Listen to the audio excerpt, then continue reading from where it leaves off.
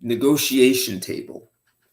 And I am putting some pieces together here. We've got, I'm on Blog Talk. And if you'd like to call in and have a conversation with me and the guest, the phone number is 323-642-1387. That's 323-642-1387.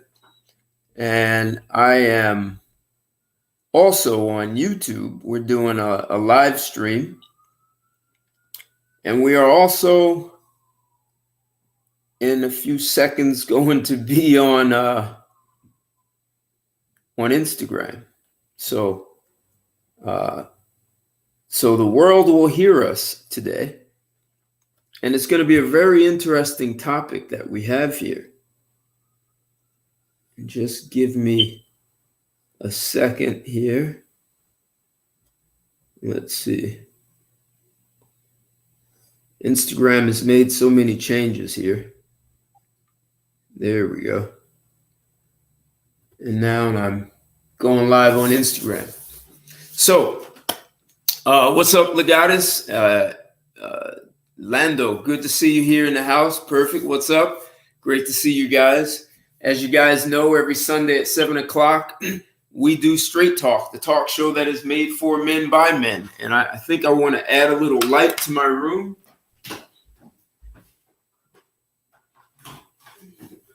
I want to make sure you guys can see me perfectly.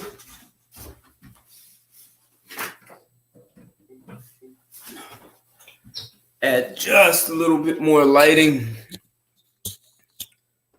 And Country Boy, I see you on Instagram. Thanks for joining. So you guys know, for decades, we have listened to the ladies, and they've told us some important things about what they wanted from men, and they wanted careers and education, and they wanted lots of things in life, and they wanted to be treated equally. And men made a lot of changes in the process. And what was interesting is they even told us how to be men and what it meant to be a man, and how we should find our feminine side, and we shouldn't be masculine. And fast forward, now we're toxic for being masculine. And we just haven't had a lot of places for men to openly talk about what they want in relationships and what they expect from women. So here we are at Straight Talk, but tonight we're actually going to look at how do you raise a son and a daughter to be an anti-feminist. So, feminism has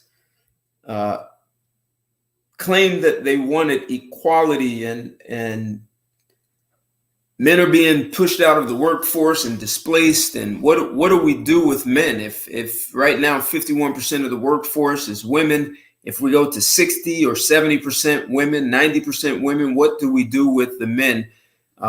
Research and all the social interactions we're seeing is women don't like marrying unemployed men. Yet men will marry unemployed women and take care of the women and children. Men have no problem with that. So is feminism really thinking about all of this, the big picture? If we displace most men from the workforce, what do? Just build homeless shelters? We put them all in the military? Men are disposable. What do we do with men? And are the feminists really thinking about this? Or should the feminists show that they are truly equal and pack up their bags, go find a great island or several islands, and build their own civilization, chop down the trees and mine the iron ore and drill oil and mine for gold and salt and copper and all those things that men have been doing, and they can do all the things that men have done, and they won't have to worry about being discriminated or shut out the workforce. They could have a civilization that's all women. Is that a solution? Or are we going to continue with the battle of the sexes? Or is there some way that we can teach our children to actually be cooperative between men and women? And is that more natural? Is a battle of the sexes natural? Do we see that naturally occurring in nature? And men, as men, we definitely have what I would call a hierarchy. I mean, men understand there's a hierarchy, it's sort of a pecking order. However, if we get rid of masculinity, there's no hierarchy. And I guess then that makes women feel equal. But how does that affect performance? How does that affect the way we socialize, especially when men are still expected to play the traditional role of a man, which implies hierarchy? So we've got, needless to say, this sounds all very confusing. So if you're a parent, how do you prepare your children to navigate through all this mayhem? What's going on, SW? How do you prepare children to function? You know, they are talking about there are going to be more women who never marry, never have children, because they came into relationships with a feminist mindset of, I don't need a man. And men can smell that they're not needed. And women treat them as though they are not needed. Yet there seems to be some women who are, as they get older, starting to see the value of men. But is it too late? So if you have children, how do you raise your children so that they don't go down the path of not being desirable to a spouse? I mean, it seems nature made men and women to be complementary, not antagonistic to one another. So are we defying nature? And it seems when man defies nature, we always pay the price. Mankind loses against nature. So, hey, E, I see you joining in on Instagram. Thanks for joining.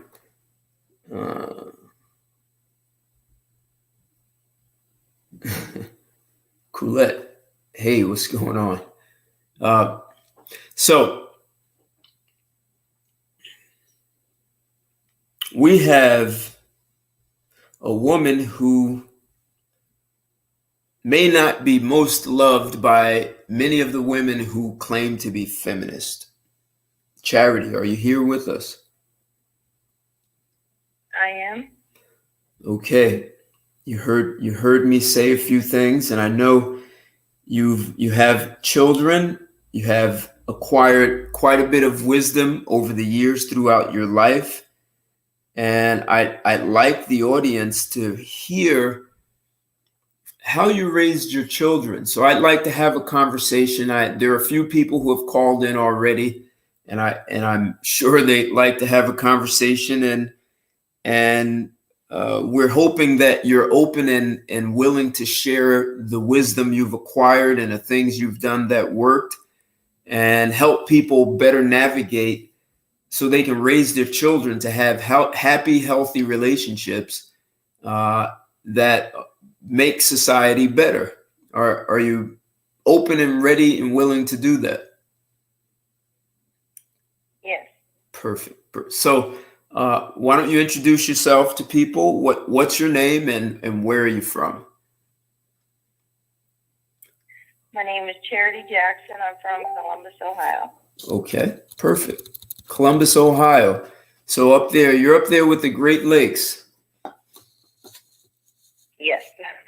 I've actually, I don't know if I told you, I've only been to Ohio once. I had a former roommate who lived in Cleveland.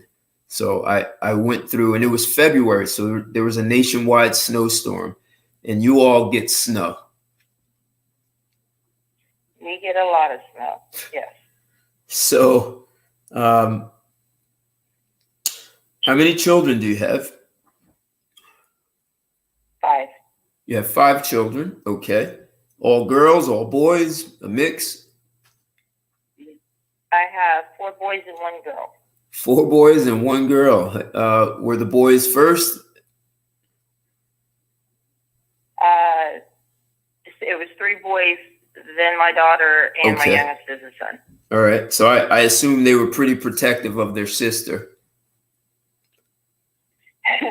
Yes, they were. That's an understatement, right? I'm the oldest, and I have 2 sisters and 1 brother, so I understand.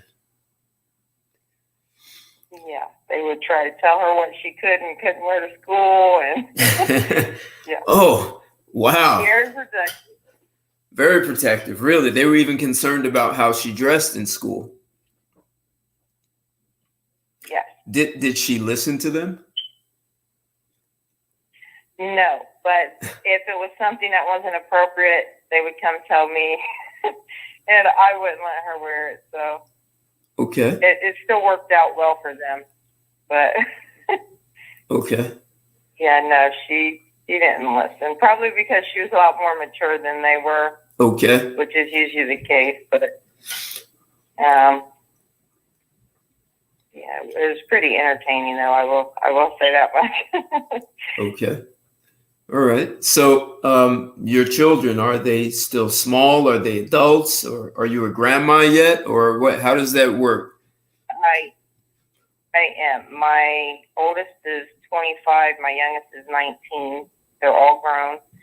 I have 4 grandkids and 1 on the way. Oh, well, congratulations for that. Thank you. Great. Sorry, I just want to shout out Skip CO3. What's up? Good to see you in the house. Are you married? I am not. You're not married. So was this you raised them with 2 parents in a house, or it was a mix? At some point there was, and then there wasn't. How did that work? No, just when they were little, there were 2 parents in the house, but my 3 youngest ones' father died when they were very young. Oh, sorry to hear that. So wow, it's been a 1-parent home for the majority of their life, most of what they can remember. Okay. Unfortunate. I lost both my parents when I was 21, and my youngest sister was 12. So, yeah, that can be a lot. But they still had you as a mother, so that's great. So, would you consider yourself to be a feminist? Absolutely not. Okay, that's a strange answer, because in the U.S., most women have been touched. Do you think you've been touched or affected, impacted in any way by feminism in your life? Yes, that's definitely. I don't think there's anyone that hasn't been, if you live in the United States. Right. Okay. So, were you ever a feminist in your life? No. Really? Okay. Why not?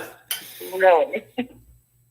It's not what I believe. That's not the order things should be in.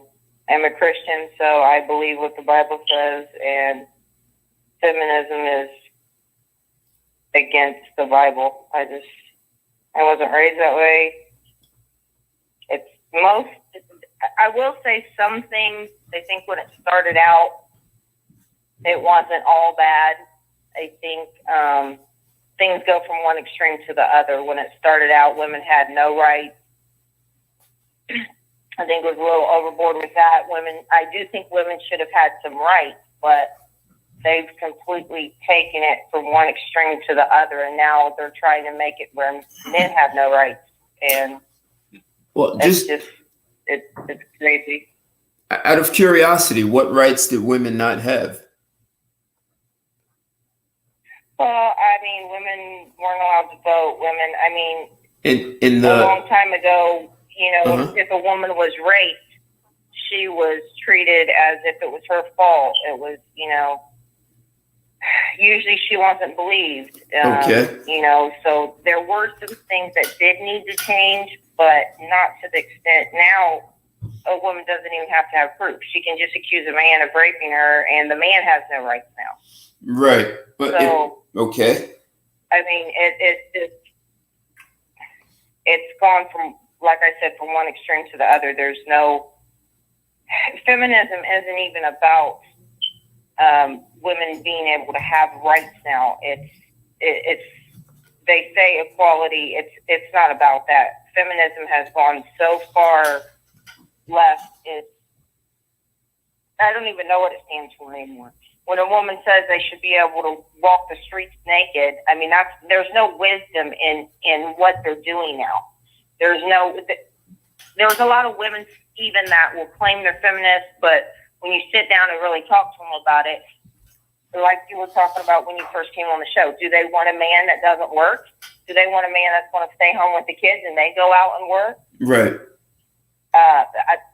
That's not really what they want. They're just claiming that. I don't think women really want what they're saying they want.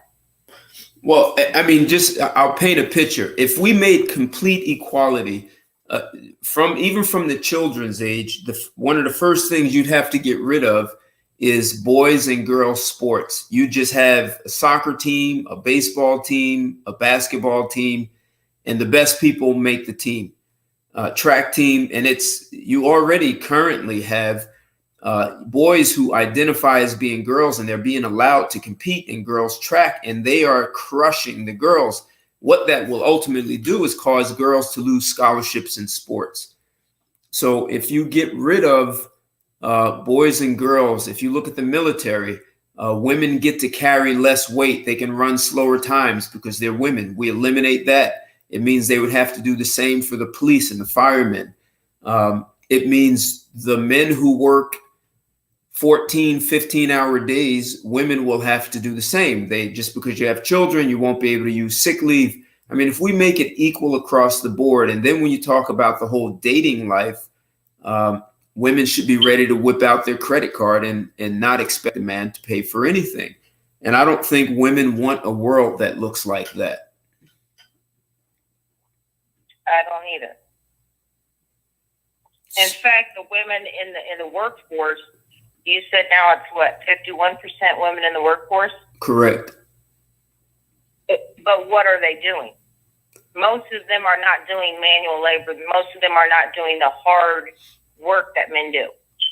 Most of them are not mechanics or building houses or whatever it is. Drilling oil. If it was equality and that's what they had to do, now you're looking at a completely different set of circumstances. Right. The oil drilling. The women are in the office for that. They're not out there on the pipe, drilling oils. They're not welding pipelines. But a guy I know in the gym, he's a mechanic we have a New Jersey Transit. And there are these big buses and the tires have these huge wheels. And they hired one woman mechanic. She could never lift it. She always had to ask men to help her do that. And so if the guys would have said, hey, equal rights, you're on your own. If you can't do it, that's not our problem. But the guys would actually help her.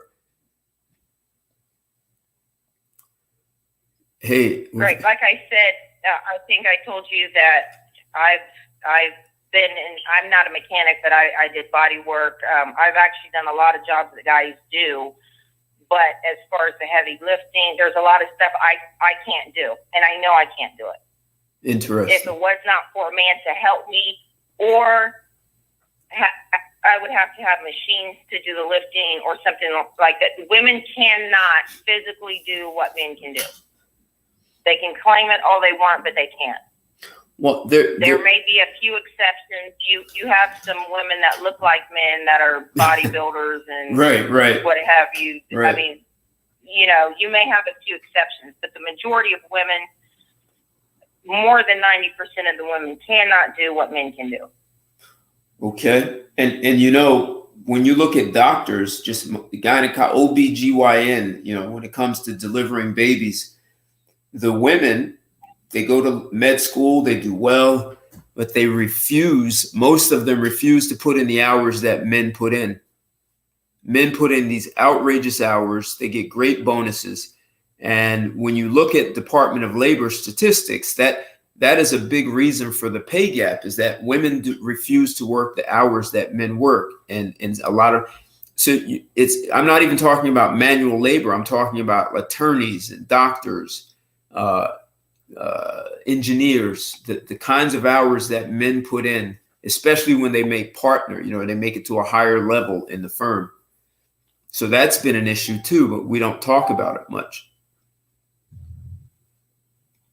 Were you aware? Well, there's a lot of things that's going to be issues. I mean, women will have to, especially if they're having children, they're going to have to take maternity leave. They're going to have, there's their body, even if you're talking office work and stuff that's a lot easier for them physically to do, women are not built for that kind of work. That's not what women were built for.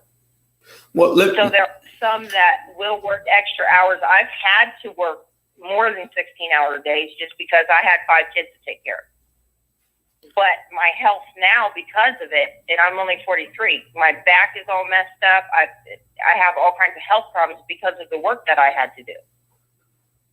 I can't continue that kind of work until it's time to retire because women are not built for it. So there have been consequences for you. Absolutely. Absolutely.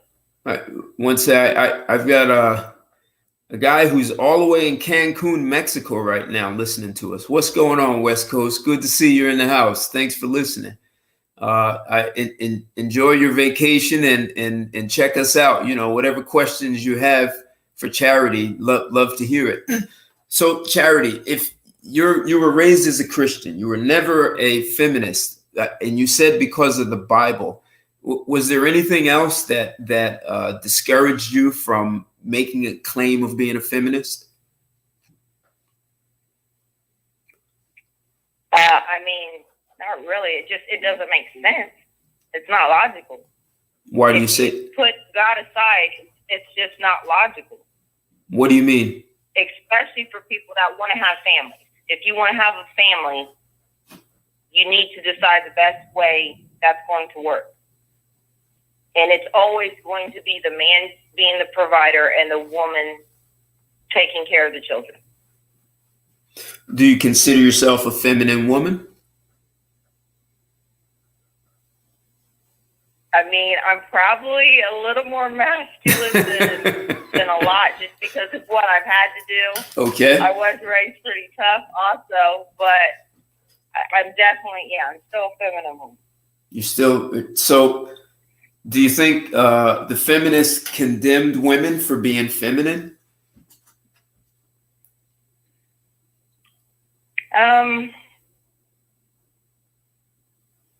Probably the extreme feminist, yeah.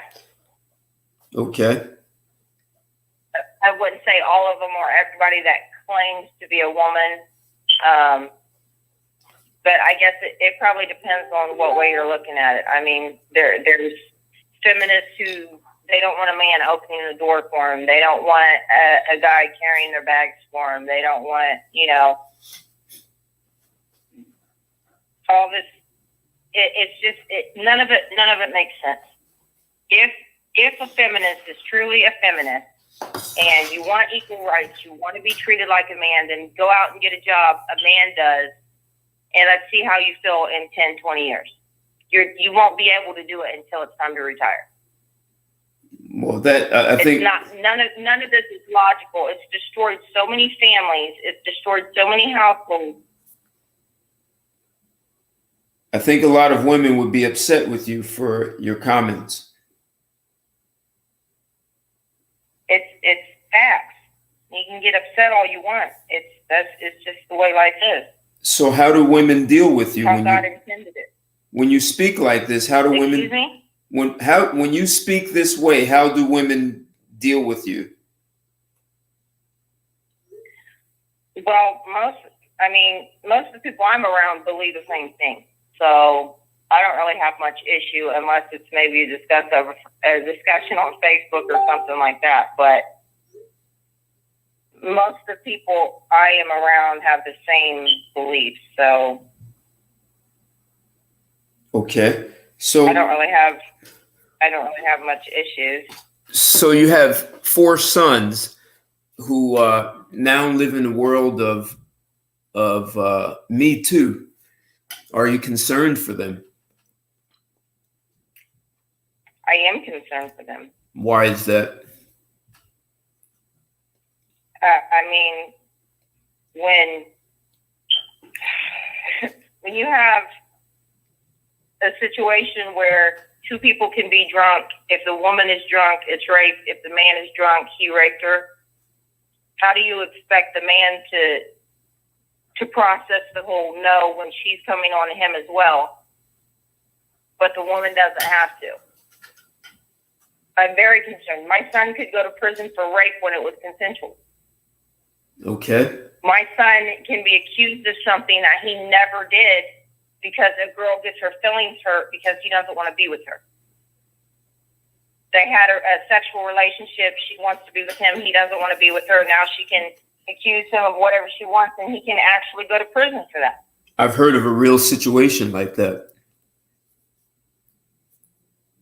So, yes, it happens. It's terrible. So how did you... He shouldn't be just out sleeping with anyone. But let's face it, it happens. Just because it happens doesn't mean he should have to be punished by going to prison. Right. I mean, it's supposed to all be a woman's rights. What about the man's rights? It's up to a woman whether or not she wants to have an abortion. What about the father of the baby? Why does he have no say in it? That's been a concern of men recently. They say everything about women. Excuse me? I said that's been a concern of many men. If he wants to keep the baby and she doesn't, he has no choice. Right. I think that's terrible. So how did you raise your sons to they were born like in the middle of heated feminism. They were born in the 90s. So they came right into it, hot and heavy. I mean, you were born sort of at the beginning of it. Kind of the beginning. So that's all you know. You haven't seen what it was like before pre-feminism. And your kids, this is just reality for them. So how did you prepare? What did you tell your sons they should be feminist and support feminism? Or how did you deal with that? I mean, I probably didn't teach them as much as what I should have. I don't ever really remember sitting them down and having the discussion with them about feminism, but I did teach them by example. I did teach them what the Bible says about it. I did teach them what their role should be as far as a man, and what a woman's role should be. My daughter, I taught her that if she's going to go to college, she should go for something that she'll be able to take care of herself if she's not with a man, but something that's also going to benefit her as a wife or her husband as a wife. Same with my boys. I don't want my boys to be with a feminist ever. I don't want them to be with someone that does not believe in the natural order of things, that is not going to respect them as a man.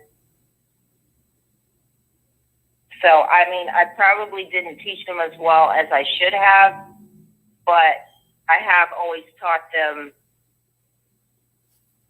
my opinions on things, I guess, that, what the Bible says about it. So that's kind of what I did, I guess. So what I role? honestly never really thought about it until you started talking to me about it. I never really gave it much thought. Except you did. I've seen a lot of things that you've put on Facebook. So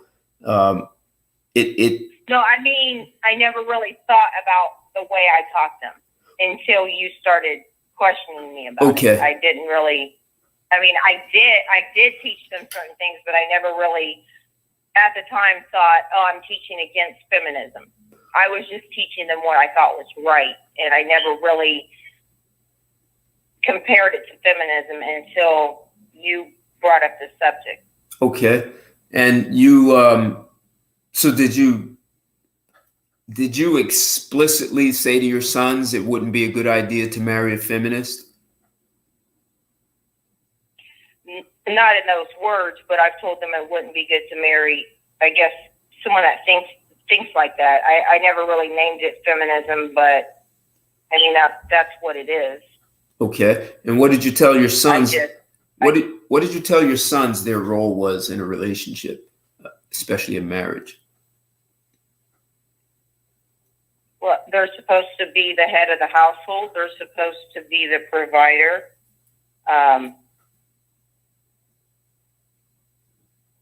I guess those are probably the biggest things as far as fatherhood, because their fathers weren't really in their lives. Right. So that was always important to me, to make sure that they were there. If they have a kid, and I actually told them when they were younger, if they got somebody pregnant and they didn't take care of the baby, they were going to get kicked out. They would not be allowed to live here. Okay. Because if you make a baby, you need to take care of that baby. So they always knew, as far as being a father, that was important. You don't just go around making kids and then you're not responsible for them. So that was probably the biggest thing I talked to them about, because I was a single mother. It was hard. I always, even though I was a single mother and I was the example, I always let them know that that's not the way it's meant to be. Did you encourage kids, especially boys, they need their fathers in their lives. Did you encourage them to marry before getting a woman pregnant? Yes. Okay. And did you tell your sons what a woman's role should be in his life? Did they have any idea from you?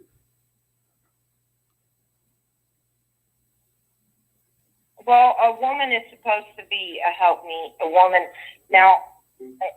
Today, it's a lot. Everything is so different from how it was intended to be. Most women, I don't think there's anything wrong with a woman working, especially if there's not children. Okay. 2 incomes are generally better. I don't think a woman should go out and try to get a job doing physical work. For one, she's going to pay for it later. For two,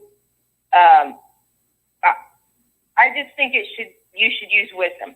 So whatever it is, if the man makes plenty of money, he doesn't want her to work, that's fine. She can stay home, take care of the house. But there's always things she can do to help financially. It doesn't have to be a 40-hour-a-week job.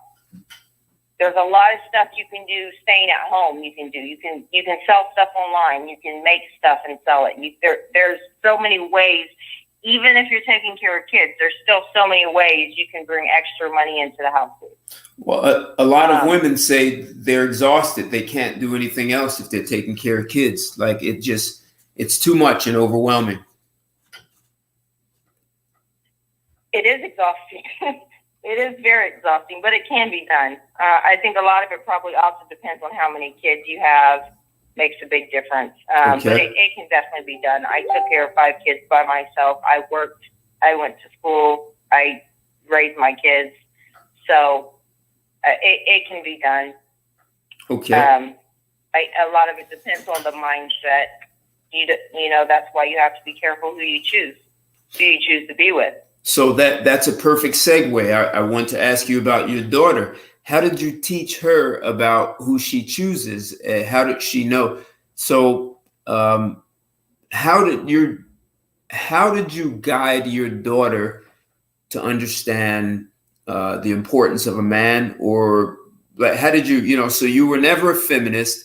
So then I'll take it that when you had your daughter, you were not a feminist. So I assume you didn't teach her to be a feminist. What did you teach her? Like I've got, and I'm sure all the people listening, and I'm going to start taking calls in a couple of minutes. But did you speak to your daughter about feminism first? I don't. Like I said, I never really called it feminism. I taught her the way things are supposed to be. Okay, and what did you tell her? And the order of things.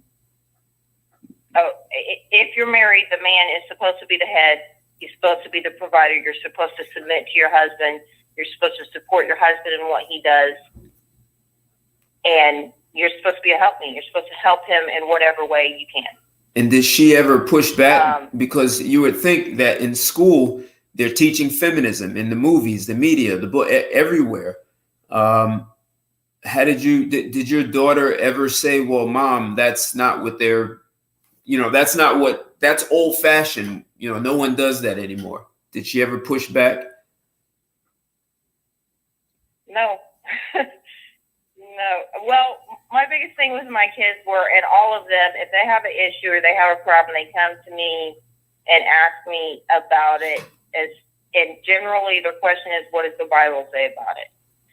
So if it was something I didn't know or didn't have the answer to, then we're going to go to the Bible and we're going to figure it out. So that's pretty much how I dealt with everything. So if it was something, whether you like it or not, if it's something, this is what the Bible teaches, it doesn't matter whether you like it, that's the way it's supposed to be. That's how I was raised, that's how they were raised. So there never really was a pushback. It was just always accepted as, okay, that's the right answer because that's what the Bible says.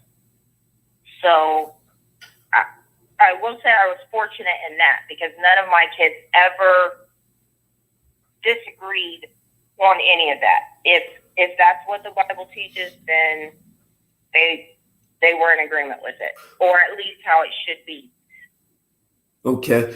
So someone who's listening, they made a comment. They said, it's hard raising daughters, so much pushback in society. My daughter is not a feminist, but there are some things I have to check her on dealing with her relationship. So your daughter, is she married? She is. Okay. And were there things that you had to say to your daughter to say, hey, that's inappropriate to do with a man, or I know this is what society teaches, but the Bible teaches something else? Did you ever have to have that kind of conversation? The only conversation I ever had to sit down with her and have is, it was before she was getting married.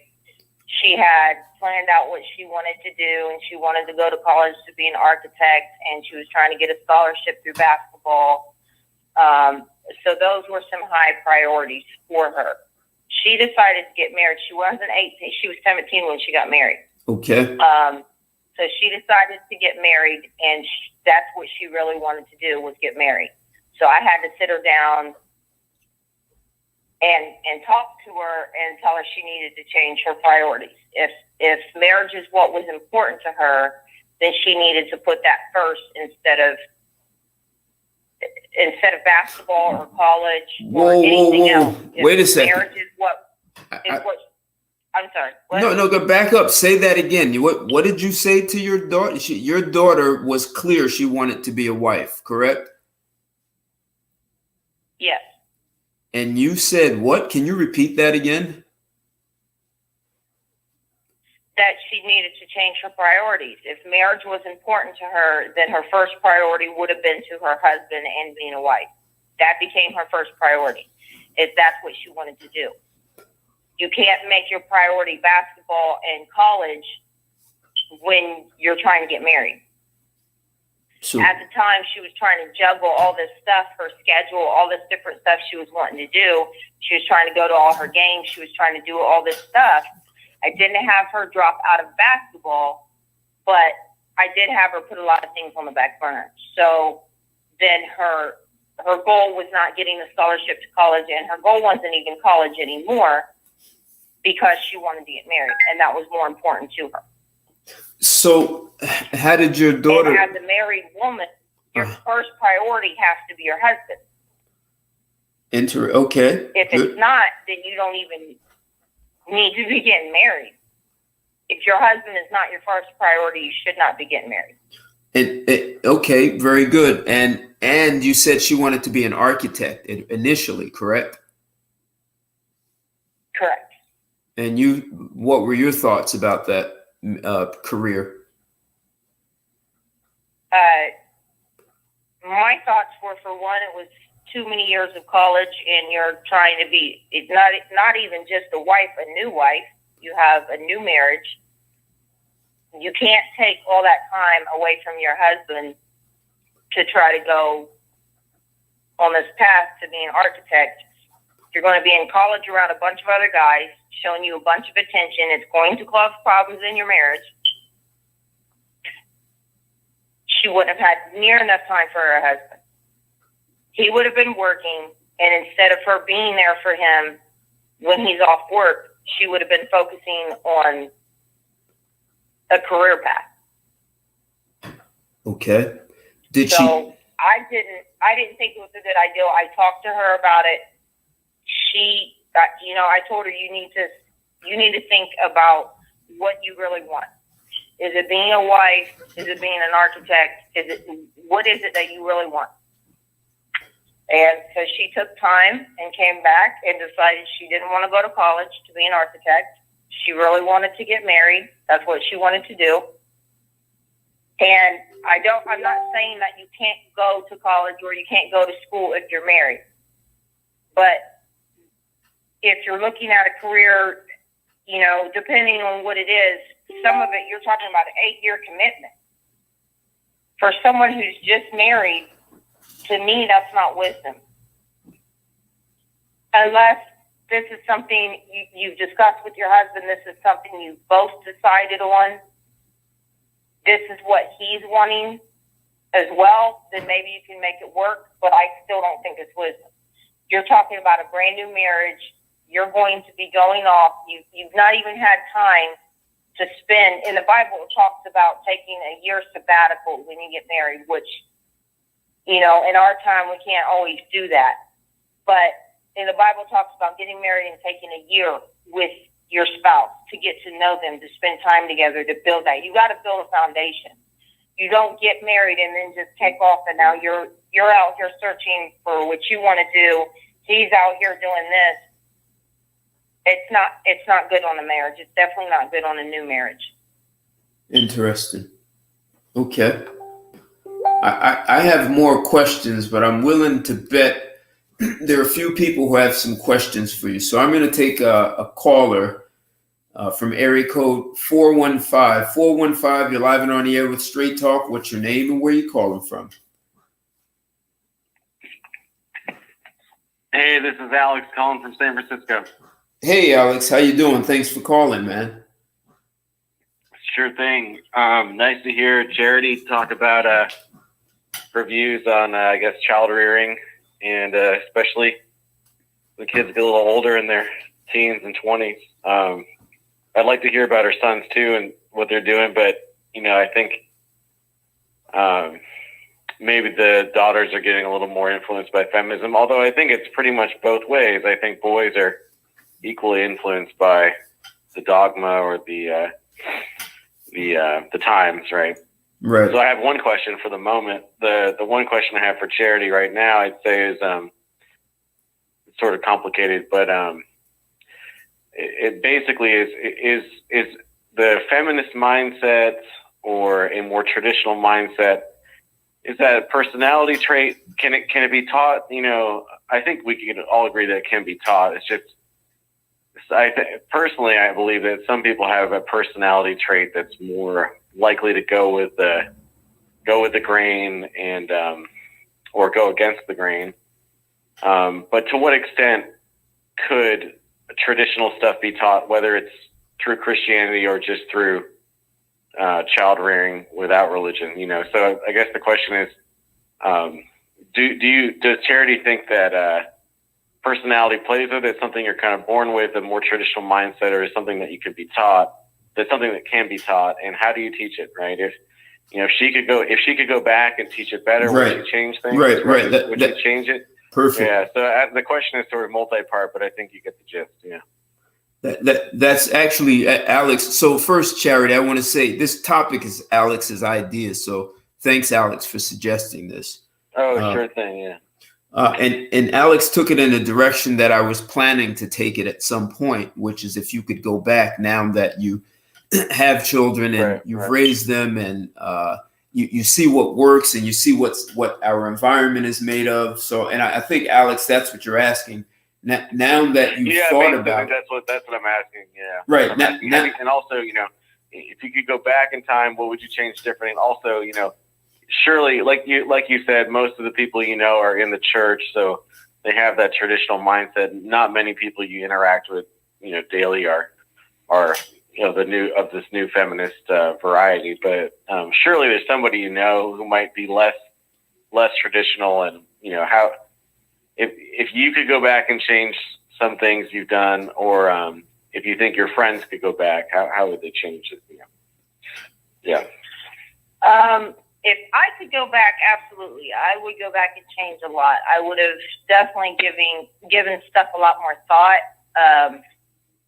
I look back now, I was very young, for one, and then also doing it on my own makes it a whole lot harder to teach these principles when that's not their example, because there's no man in the house.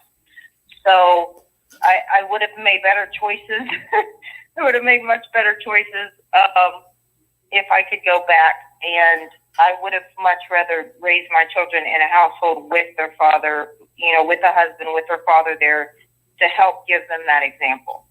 Now, most of the people I'm around are feminists, but my three youngest kids, their dad's side of the family, all the women on that side are feminists. So I have just always, whenever we go for family holidays or whatever it is, I just kind of let them talk and say whatever it is, unless I'm the one having a discussion with them, then I voice my opinion. But if they're the ones talking to the kids, I just kind of let them talk, and then afterwards I tell my kids, don't listen to anything they're saying. They do not know what they're talking about. They're wrong. Don't listen to them. So that's kind of how I always dealt with it when they were. The stuff they believe and they try to teach the women in the family was terrible. But that's really probably the only people they were around that were like that. But yeah, absolutely, I would have changed a lot if I could go back. I would have focused a lot more on the things I taught them, and probably made a lot of things more clear as to why I was teaching it. Like I said, I don't ever remember using the term feminism with them, even though that was my belief. So there's a lot of things I probably would have focused a lot more on.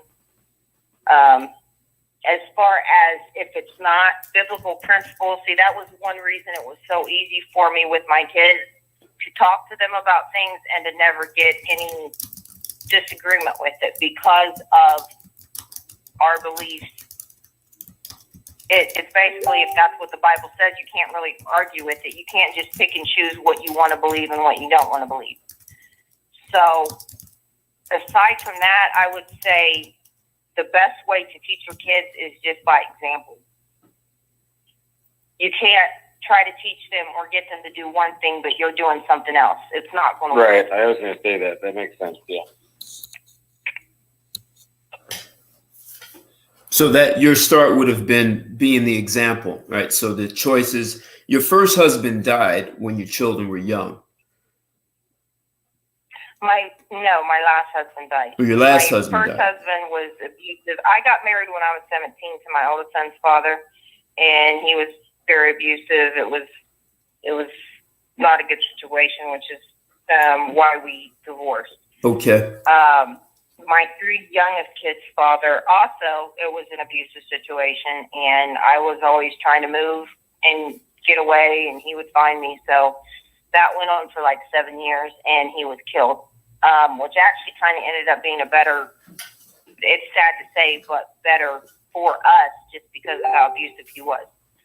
I couldn't get away from him. But if I could go back and do it up for the choices I made, it's not like they were somebody I was looking for. It was more, they just wouldn't go away, and I gave in and then ended up being with them. But at the time, I didn't know about their abusive side. I didn't know about any of that until after I was, already pregnant. I got pregnant before I was married, which I don't believe in. I don't think that's a good situation. I've never believed in that. And so I always taught my kids that. Now my kids don't really know. I don't even know if they've ever questioned me on that, whether or not I was pregnant or married first. But I always taught them that you should be married before you get pregnant. I was abused as a child, so my outlook on things was not very good. I didn't realize how bad the situation was for quite a while, because it didn't seem as bad as what it was when I was a kid, so it didn't seem that severe to me. Later on, I realized how serious it was. But like I said, I was very young. I got pregnant with my first son when I was actually 16, and I was trying to make it right when I married his dad, and that didn't work. But that's what I was trying to do. So were you? Is it fair to say you were kind of a rebel growing up? No, actually, I was kind of quite the opposite. As far as listening to my parents, and it wasn't until after I was sexually abused when I was a kid. Okay. So it wasn't until after that I started having any kind of issues. I always listened to what my parents said. I didn't always like what they said, but that was just what I believed. You're supposed to honor your mother and your father. You're supposed to do what they tell you to do. So, and I was actually a really good kid for the most part. And then later on, when I did get pregnant, that was pretty much the extent of my rebellion. I was not just out there doing bad stuff, not listening, So, and then once I did, I was trying to correct the situation. A lot of stuff changed for me. Like my first one after I got pregnant, then it became about my baby. So I was trying to make sure I was doing everything right from that point forth. So that actually helped get me, I guess, maybe slowed me down at that point, and made me stop and think about what I wanted for my son. So, I don't know. Like I said, if I could go back and change stuff, I would change a lot of stuff. The biggest thing would be making sure that whomever I married would have been a good father, a good husband, a good example for my children. So that's like my number one regret, that I had to raise them without a father, because it's not fair. I don't care what single mothers say. You cannot raise a child without a father and them turn out the way that they should. Not that they can't turn out as a good person, but there's just certain things you cannot teach them. You're not a man. You cannot teach them what a man can teach them. You cannot show them what a man can show them. Did you tell that to your daughter? Did you tell your daughter that? Yeah, I told all my kids that. So yeah, to me that's very important. It's not like you can't raise kids by yourself, but you can't raise them the way they deserve to be raised.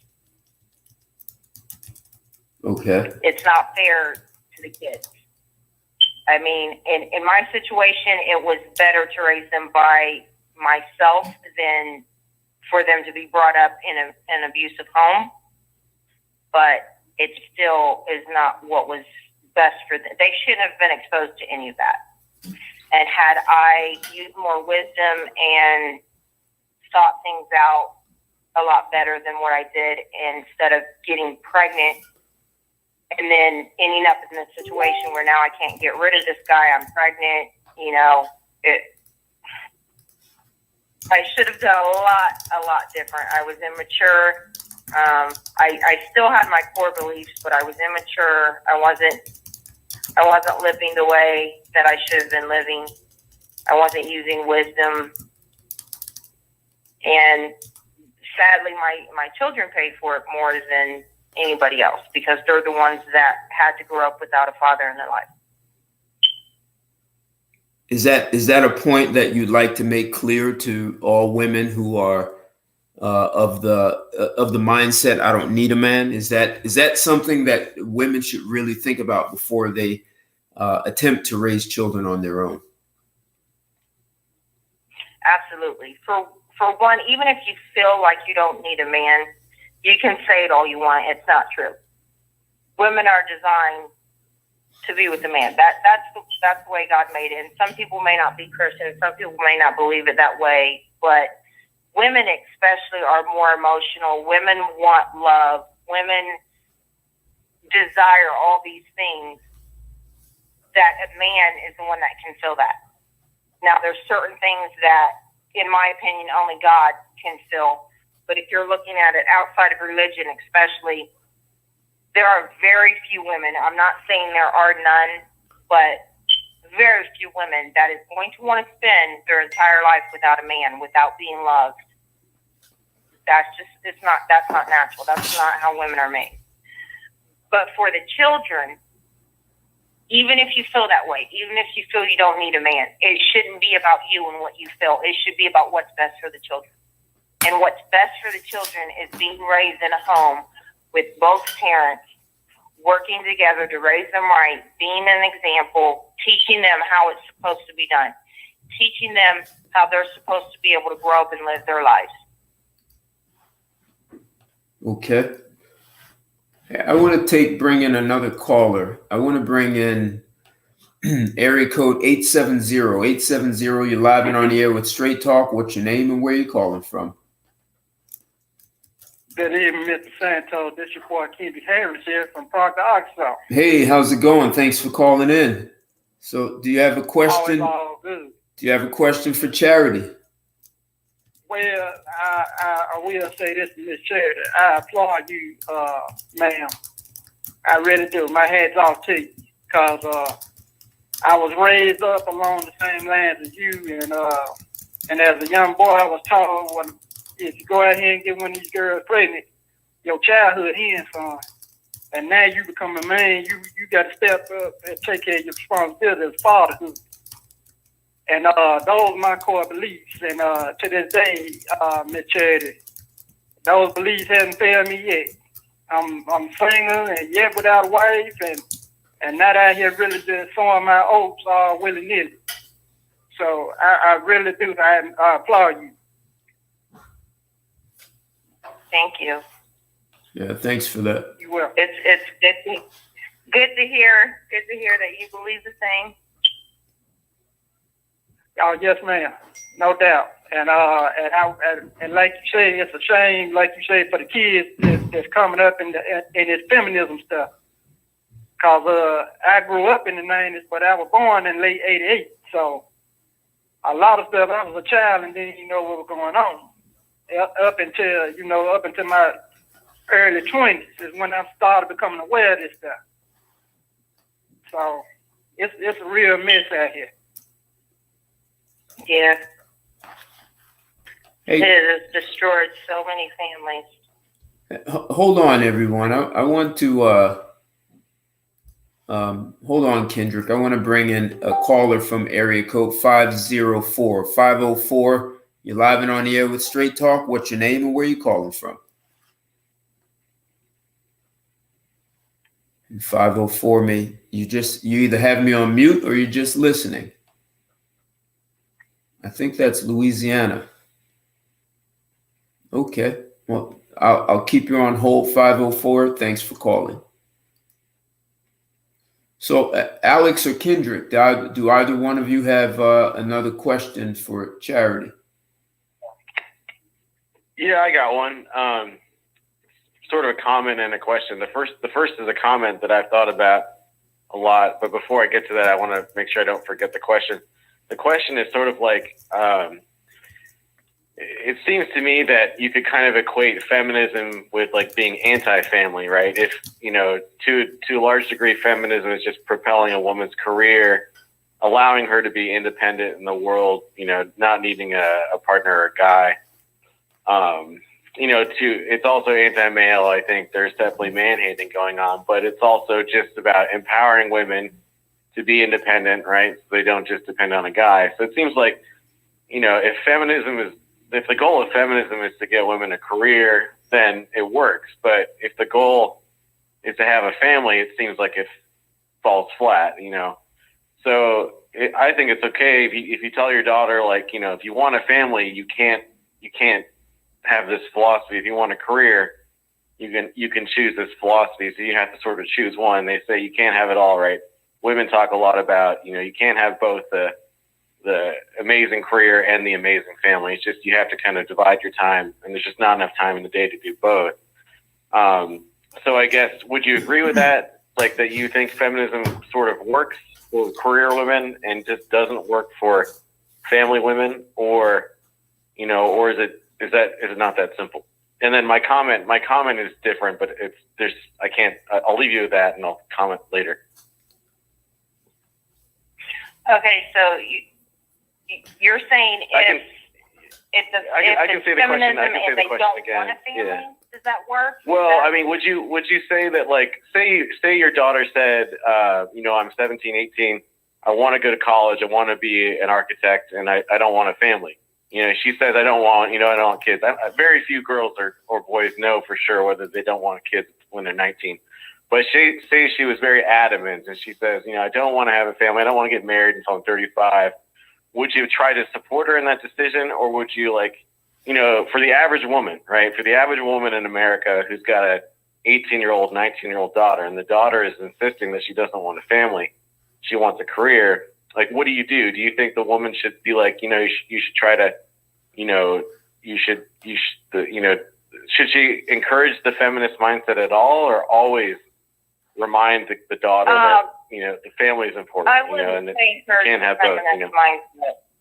No, I wouldn't. Now, I don't see anything wrong with going and getting an education. And if you're not trying to get married right away, then you do need a way to support yourself. So I don't see anything wrong with that. But if you're talking the mindset that I don't ever want to get married and I don't ever want a family, that's absurd. They will change their mind later. There's very, very few people, and I would say if it's someone who does not want a family and does not want a relationship, then it's probably due to some pain that they've gone through that they've never dealt with. Because that's just not natural. It's probably something they probably went through some severe abuse to not want a family, not want children. That's just not the normal mindset. So I don't see anything wrong with going to school. But if that changes, if they're in school and they start looking to, they want to get married, then if you're still going to go to school, it needs to be dropped from full-time to maybe part-time. It needs to be worked out with your husband. You should not have a full-time anything other than your husband. Your husband should be your full-time career, or whatever you want to call it. That is your most important priority. That's not to say you can't do anything else, but now I feel like your goal should change to what is going to benefit my husband. What can I go to school for? If that's what we're both in agreement on, that no matter what can still benefit my husband. So to me, for daughters, I think if you have daughters, you should encourage them. If you're going to go to school, for one, prepare them, because if they're going to college, they're going to try to brainwash, unless it's a private school, generally a Christian college, they're going to brainwash, they're going to push feminism, they're going to push all this stuff that's against what you've taught your children. So you better make sure they're ready for it. That's one, if they are going to go. Two, if they're going to go, for women, I think they need to be encouraged to do something that in the long run is still going to benefit their marriage. It can also support you until you get married, but there's a lot of other choices. I would think trades would be better instead of going to college for 8 years. Get a trade, something that you can make good money doing and support yourself until you're married, until you have a family. For that one that's swearing up and down they don't want that, then I would still at least try to persuade them in a way that in the long run it can benefit their marriage when they do change their mind, because they are going to end up changing their mind. Once they're 18, there's not, you don't have the same say as you do once they're 18, but if you're paying for their college, you have a little more leeway. So you can kind of work something out with them there. If you're going to be the one paying for it, then it needs to be something that's going to make wisdom for their future. including their future family. Ms. Chair. So, That makes sense. I don't know. I hope that answered that. I don't know. No, that's good. That's good. Okay. May I ask you this, Ms. Chair? Yes. Over the course of a few years, it seems like, would you care to agree that it seems like that some of this, these feminism type of ideologies done brainwashed some of these women out here? They've been hoodwinked and bamboozled. Would you say that? Absolutely. Absolutely. They think they're being a strong, independent woman, and they're doing this and they're doing that, and they don't realize how detrimental that can be to a relationship, especially a marriage. Well, My understanding was it was just to get the man at the household, but I'm still a little lost and confused on that. But you know what I mean? But you taking on the roles and the traits of a masculine dude, but they still claim they want to do, but you don't want to do it in the house. I'm like, hold up. Somebody got to explain some of this stuff to me.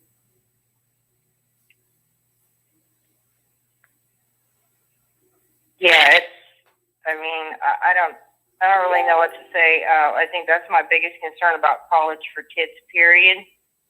They really are brainwashing kids. They're getting them when they're young and they're impressionable. So you have to be very careful how you raise your kids, and you need to make sure that they really understand what they're about to walk into if they are going to college. I agree. so I want to ask. Question. Go ahead. For you. I think this is a good one because it changed the direction a little bit. So you didn't have your husband wasn't around for various reasons. You had more than one, or maybe you're only married once, and he passed away. Is that right? Yeah, I was married to my oldest one's father. I was married to my 3 youngest one's father.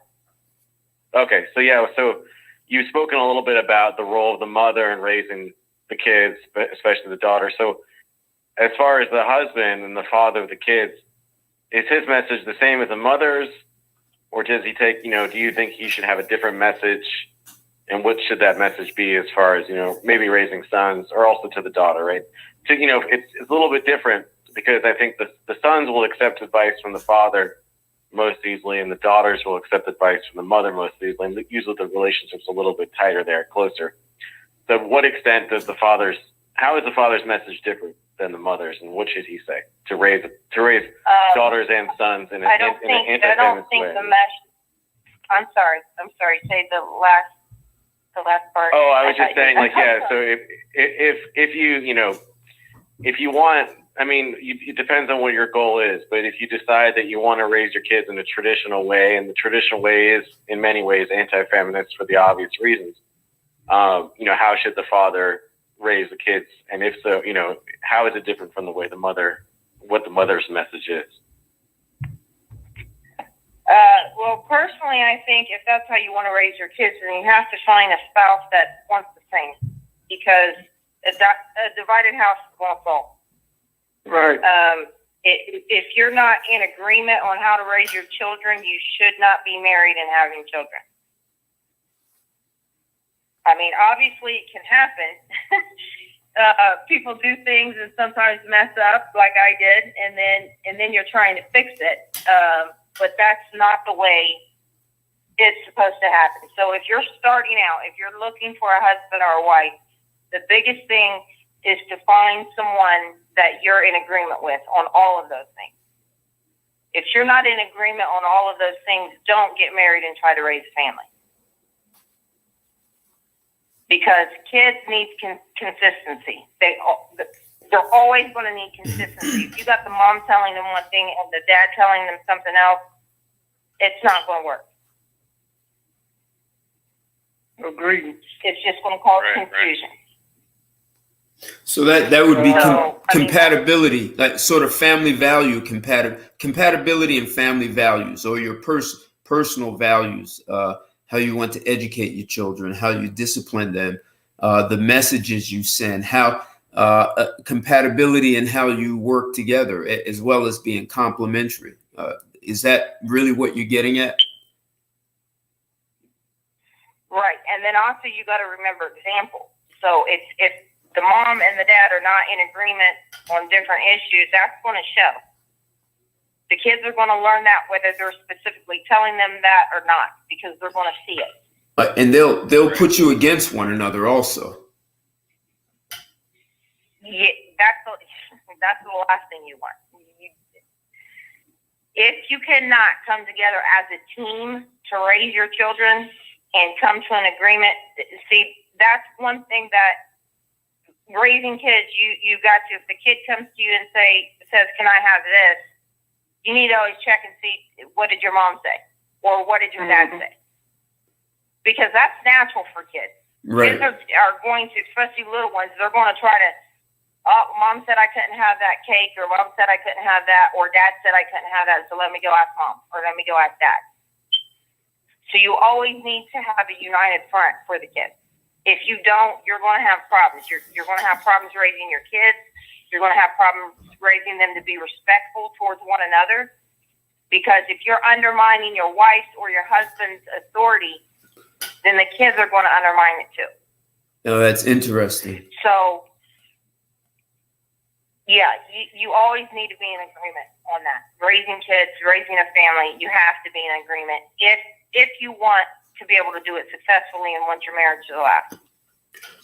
So I know you said that you spoke to your sons about if they get a woman pregnant. Well, you spoke to them about marrying first before pregnancy.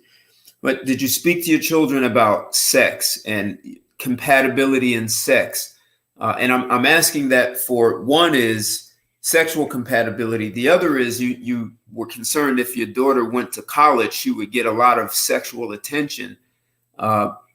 So, how did you deal with that and ensuring that sexual attention didn't lead her astray? So how did you speak to your children about sexual compatibility? I talked to her about it, and she made the choice of she wanted to get married. So she put the other stuff aside and decided she didn't want to do that. Marriage was more important, and her husband was more important to her. So that's how I did that with her. I'm sorry. And then what else did you say? So sexual compatibility. Okay. So my kids, I did always bring them up to believe that they need to be married, especially before they have children. They did not all follow that. My second son, him and his wife got married as soon as they graduated. Graduated. They have two kids now. They have been married since they were 18. Okay, graduated high school. Graduated high school. Okay. Yes. So my second son, my oldest son, is still not married. He is actually engaged now, but he does not have any kids. He's 25. My second son is getting ready to turn 24 in January. He is the one that married as soon as him and his wife. They went to school together. They graduated the same year. As soon as they graduated, they got married. And now they have two kids, and they've been married for 4 years now. Okay. My third son, he was always very hard-headed.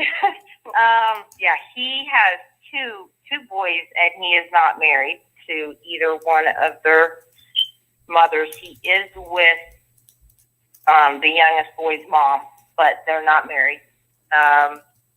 He just was not listening. I did have to talk with him. I did tell him, if you are going to have sex, you need to make sure you're protected. Now, he didn't. He's 20 now. So he didn't have any before he was grown, but he still wasn't being cautious like he needs to be. His is more about the feelings, about what feels best. And I'm like, dude, you can't, don't do that. So he didn't really listen, but he does have the same beliefs. He's like, Mom, I know I messed up. I know I shouldn't have done it this way. you know, this and that. But he's like, but I am always going to be there for him. I'm going to take care of them, you know. So his is, and right now he's going through exactly what I told him he would go through, and he's like, no, she's not like that. And his oldest son's mom would not let him see his son, so now he's got to go file for visitation. So I'm like, you know, this is something you've got to deal with for 18 years. Your kids have got to go through this. They've got to go through another man maybe being in the house raising them because you wanted to go off of what felt best for you. So I mean, it is what it is. We can't reverse it, but you know, he's paying for it now. He's paying for it, and then also the worst part is the kids are going to pay for it. So that's my third son. Then my daughter is married. They got married when they were 17. Or when she was 17. He was 19. She is now, let's see, 19, 20. She is 20. My three youngest ones are 19, 19, 20, 21. So I'm sorry. The one with two sons is 21. My daughter is 20. She is pregnant now. This is with her first. So they're getting ready to have their first child. And then my youngest one is 19. He has been very cautious, at least. I know he's having sex, but at least he has been cautious. He is with a really good girl. I really like her. He's planning on marrying her. But right now they're trying to save up money to get a house and stuff. They're trying to do it right and get the house first and get married, get the house, you know, before the kids come along. So they're working on doing it the right way. So, but I do have that one middle one that just did his own thing. Kind of don't feel good. Yeah. So, as far as sexually compatible, yes, I have talked to all of them about that. That's very important to me. For the boys especially, they need to make sure, you got to make sure that you're sexually compatible with the person you're going to be married. Now, I do believe, like I said, I'm a Christian, and the Bible does teach you're not supposed to have sex until you get married. So I'm not against that. I do believe that, but I also believe a marriage is not going to work if you're not sexually compatible. So I think it's smart to know beforehand and make sure you're good in that area before you get married and try to start a family with somebody. So you suggest taking it for a test drive, huh? I mean, I did not teach my daughter. My daughter was a virgin when she got married. Okay. Oh, interesting. And I didn't teach my sons that either, but I will say, it's not going to last. You can't be in a marriage and you're not sexually compatible. It's not going to last. It's not. So I'm kind of torn on that. I do believe what the Bible says about it, but at the same time, if I ever get married again, we got to have sex first, because I'm not going to marry a man that I'm not going to. That's not going to work with. I am very. I need it all the time. I don't want someone that I'm getting it from once a week. Where it's not. I'll get a divorce. I don't care. I'll stay single the rest of my life. I'm not doing that. I choose to live like that. So yeah. For men especially, you should not end up in a situation where now you got a woman that's trying to control you with sex. That's not, for one, that is not okay. Once you're married, your bodies belong to each other. You need to make sure your husband is taken care of all the time. But he also needs to make sure she's taken care of too. That should go both ways. It's just generally usually the man needs more taken care of. But so yeah, that's very important. I think that's one of the biggest things in marriage. If the sex doesn't work, the marriage isn't going to work.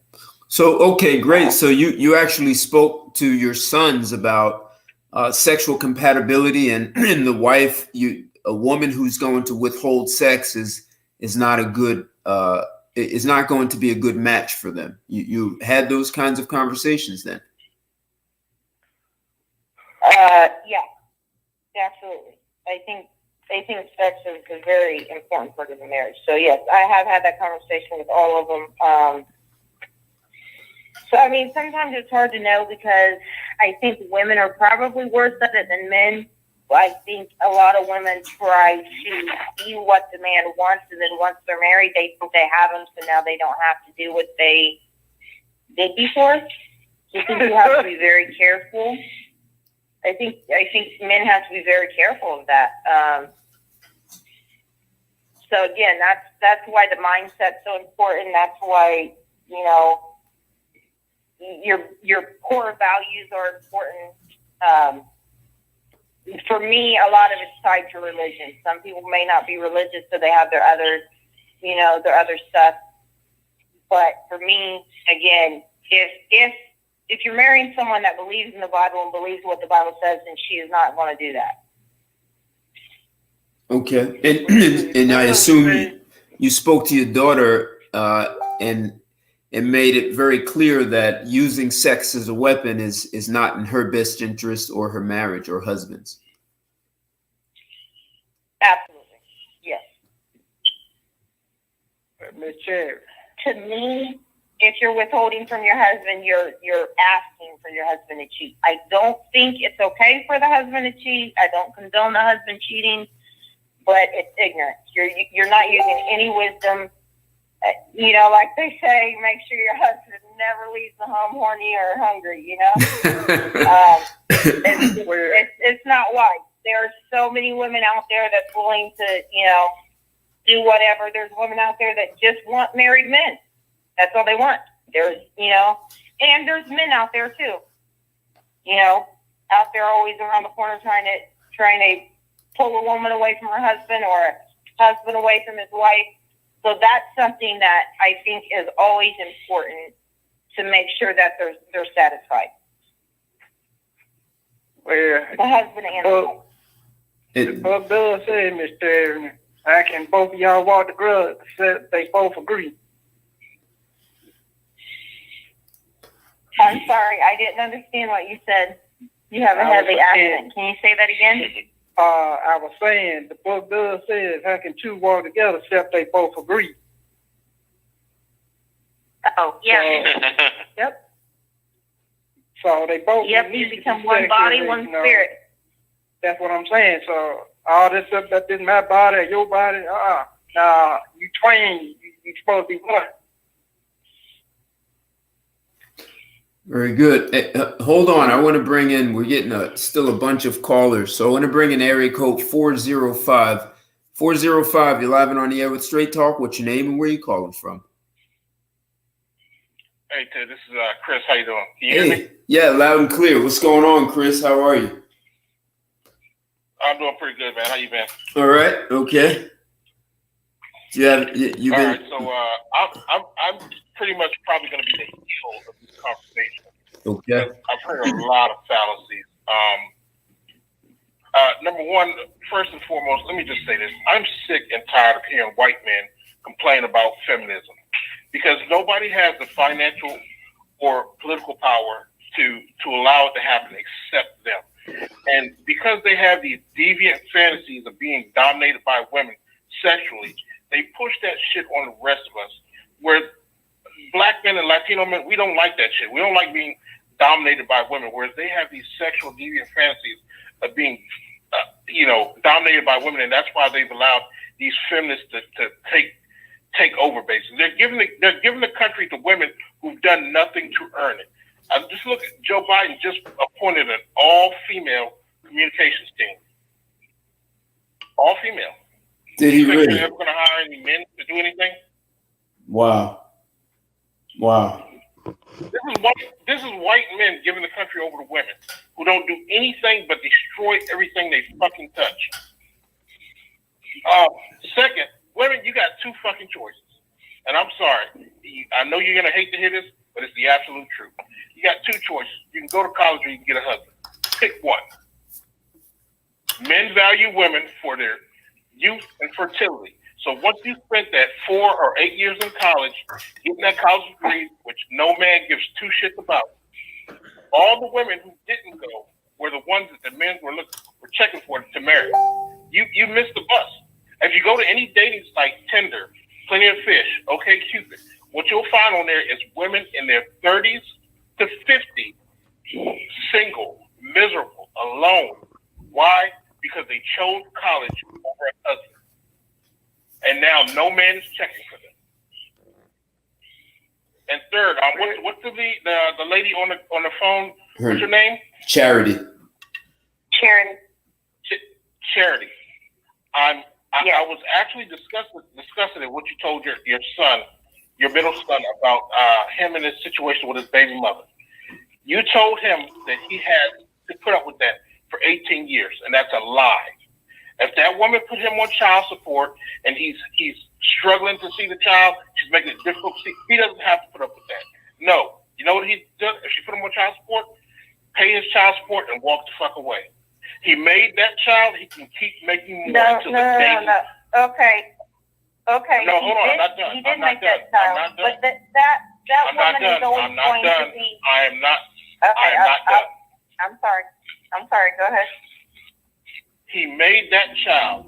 He can make more children until the day he dies, till the day they bury him. Women, on the other hand, so you think he should just walk away from the child? You all have a very, I'm not done. You all have a finite time in which you can produce children. Men don't have that problem. Once a woman puts a man on child support, she has chosen the state to be the father of that child over the man. And if she's going to make it difficult for him to see his child, then he should walk the fuck away. Pay his child support, treat it like a bill. Pay that bill and walk the fuck away. Treat it like a car note. Pay that bill for however long you got to pay it. And when that child gets old enough, let that child know, hey, look, your mother chose the state over me. I did what I had to do. I wasn't going to let her destroy me mentally, so I walked the fuck away. Now, if you want to start a relationship now, we can do it. You want to be bitter and still blame everything on me? Fine, fuck it. I got these other kids. I don't give a shit about you. Wow. I'm so sorry. I'm sorry. That's what a man. That's the way men think. If you wage war with a man, no, you're gonna lose. Not the way. That's the way some men think. That is not the way men that's think. The way there all, are a lot of men who are never going to give up on their children. That's the way all men should think. Why should he succumb to 18 years of mental abuse simply because he had sex with her? That's stupid. You know what? But he still laid down and had sex with her. He still made that child. It doesn't matter. Consent to sex. It's not about her. And you know what? It's not about him. It's about the child that you laid down and you made. Consent to sex is not consent to fatherhood. Consent to sex is not consent to fatherhood. He chose to have sex with her. He didn't choose to have a child with her. As a matter of fact, she has more forms of birth control than he does. So why is the onus of that child coming to this world being put on him, and him being the one financially responsible for it? It's stupid. It's his kid. And he knew what could happen when he laid down and did that. Just like she did. And she knew she had more Absolutely. She had more weight. Absolutely. She had more weight. Got to deal with her on the other end. If a child, like you suggest, then walk away. And let his child pay for his mistake. Or he can be a man about it. Comes into the world, and be there for his solely child. because a woman chose for it to happen. If a child is born, it's solely because a woman chose for that child to be born. Both of them were irresponsible. No, he did not choose for the child to be born. Because what's the number one thing women love to say? My body, my choice, right? Your body, your choice, your fucking bill. No, see, you're throwing all women in the box. If you would have been listening earlier, you would have heard me say the man should have just as much choice in whether or not that baby's allowed to be aborted or not. He doesn't. That is not the case, and I can't do anything about that, but I don't agree with realistically. I'm speaking realistic. He should have the same. You're right, he should, but he doesn't. So let's not speak in hyperbole. Let's speak in actual facts. He doesn't. But he knows that when he lays down, right? It doesn't matter. He knows that. She has more weight. She has more weight to bring it. You see, as much as you try to say you're not a feminist, you're still on feminist. You're feminism yourself. No, I'm not. I'm saying the man should be responsible for his child. And so should the woman. Yes, you are. Okay. You're promoting feminism. Okay. As a matter of fact, you even said that how you're a Christian and you're not a feminist, yet you're talking about all this fucking you should do with a man before you decide to marry him. That's not what I said. That's not what I said. If you go to the, that's exactly what you said. I said I've been always been torn on that because I believe. If you go to the Middle East, you will not hear a woman saying, "I need to test drive a dick before I decide whether I should make it my husband or not. I should make that man my husband or not." No. You know what? If you go to the Middle East, you may also have women having their clitorises cut out and being raped and being killed for being raped. There's a lot of stuff that goes on in the Middle East. That's not relevant to me because I'm not in the Middle East. Those women are way happier than you are. Say what you want about them. They're way happier than you are. Hey, hold on. I want to get another perspective. Edwin, I have you here on YouTube. What are your thoughts? Do you have a question for Charity, for Chris, for anyone? All right. Can you hear me okay? I can perfectly. Okay. Okay, so I try to live my life according to the Bible. And the way that I understand it is that the child was initially supposed to be raised by the mother because she was able to suckle him. But once the child passed that age, the father was supposed to have more and more influence over him. Now, the reason why, and our culture doesn't understand this, is that we imprint on that child. Now, men imprint logic and reasoning on the children, but women imprint emotions and patience, a little bit, more of that feminine energy. Just emotions. Now, the problem is that children are growing up to be more around their mothers than they are around their fathers. So when they grow up, they don't have that masculine energy. Now, it's not just boys that need that energy, because obviously girls need to be able to overcome the fear and lust and all those other emotions by reasoning it out. If they meet a really good-looking guy, they need to be able to deny those feelings for what truly will benefit her in the future. Now, people seem to think that the Bible is like it's very clear cut in the way that we understand it today, but it's not. For instance, the Bible does when people understand that the Bible says about cheating, adultery, their understanding is not what the Bible actually says. The scriptures say that when a man sleeps with a woman who belongs to another man, in other words, she's married, or when a married woman sleeps with another man. So if a man is married and he sleeps with another woman, that's not cheating. Not according to the scriptures. So why is that? Because a man scripturally can have more than one wife. Now, I'm in a very strong situation right now in my life. I'm separated from my wife, and part of the reason for that is that she said that I did things that I didn't do. Now, when I look at that situation, I go, wow, if I would have had 2 wives, then I would have had another individual to be able to defend me. When my wife was pregnant, she would have had the assistance of another woman to be able to take care of her during all those needs. So there is, there are a lot of benefits to having more than one wife. But that's a little bit besides the point. The point is that women are a lot like children in the sense that they get overwhelmed by the options that they get presented before them. So they need that masculine energy to kind of deny themselves. And unfortunately, women are going to college and they think that it's okay to do whatever they want. It's not even okay for a man to do that. But the consequences that the boys have to suffer are nowhere near the same degree as the woman. Now, she can't figure that out because she thinks, she sees a human figure and she sees her human figure, and she thinks, oh, we're equivalent. No, we're not.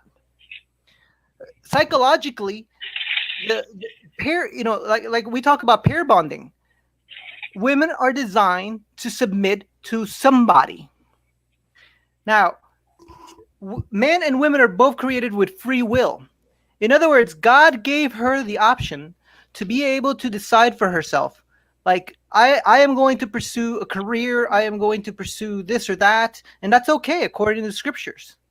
But when she sees a man and she says, oh, I like him, I would like to be his companion, his helpmate, what she's basically saying is, I am surrendering my free will and I am going to choose to join myself to his path. And whatever his path is, that's what I will do. In the scriptures, for instance, if I was indebted to somebody, I would become his slave. I would serve out my time, and at the end of my time, that master would let me go, but he would not let me go without anything. He would give me enough so that I could go and make a new life. However, if I loved him so much and I chose to bind myself to him, he would bring in the elders. He would put an awe through my ear in the presence of the elders, and I would declare that I don't want to go free, that I want to stay with him. From that moment on, I have authority in that household. He gives me authority in that household, and I am forever his slave. That is the same representation of what marriage is. A woman is free, but she is choosing to join herself to that man. And when she does that, she is no longer free. And that is, for instance, why Sarah called Abraham my master. There's this concept of husband is almost like a woman's idea of boss.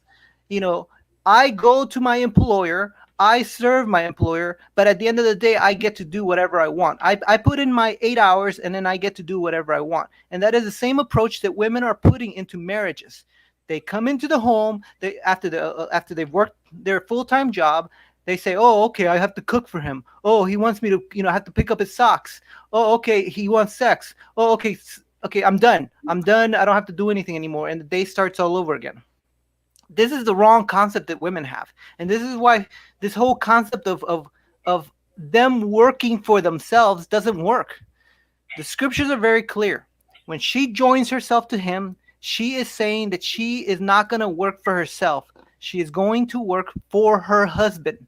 So this is why, like, when people talk about, oh, I would have loved, I was born in the wrong time, and they say, oh, I wish I would have born in the 40s and 50s. They don't seem to understand. Yes, the woman was at home. Yes, the woman cooked the meal for it so that when he got home, he could, relax, read his newspaper and whatnot. But if you look at those children grew up to be the children of the 70s, in the 60s and the 70s. And what do you see?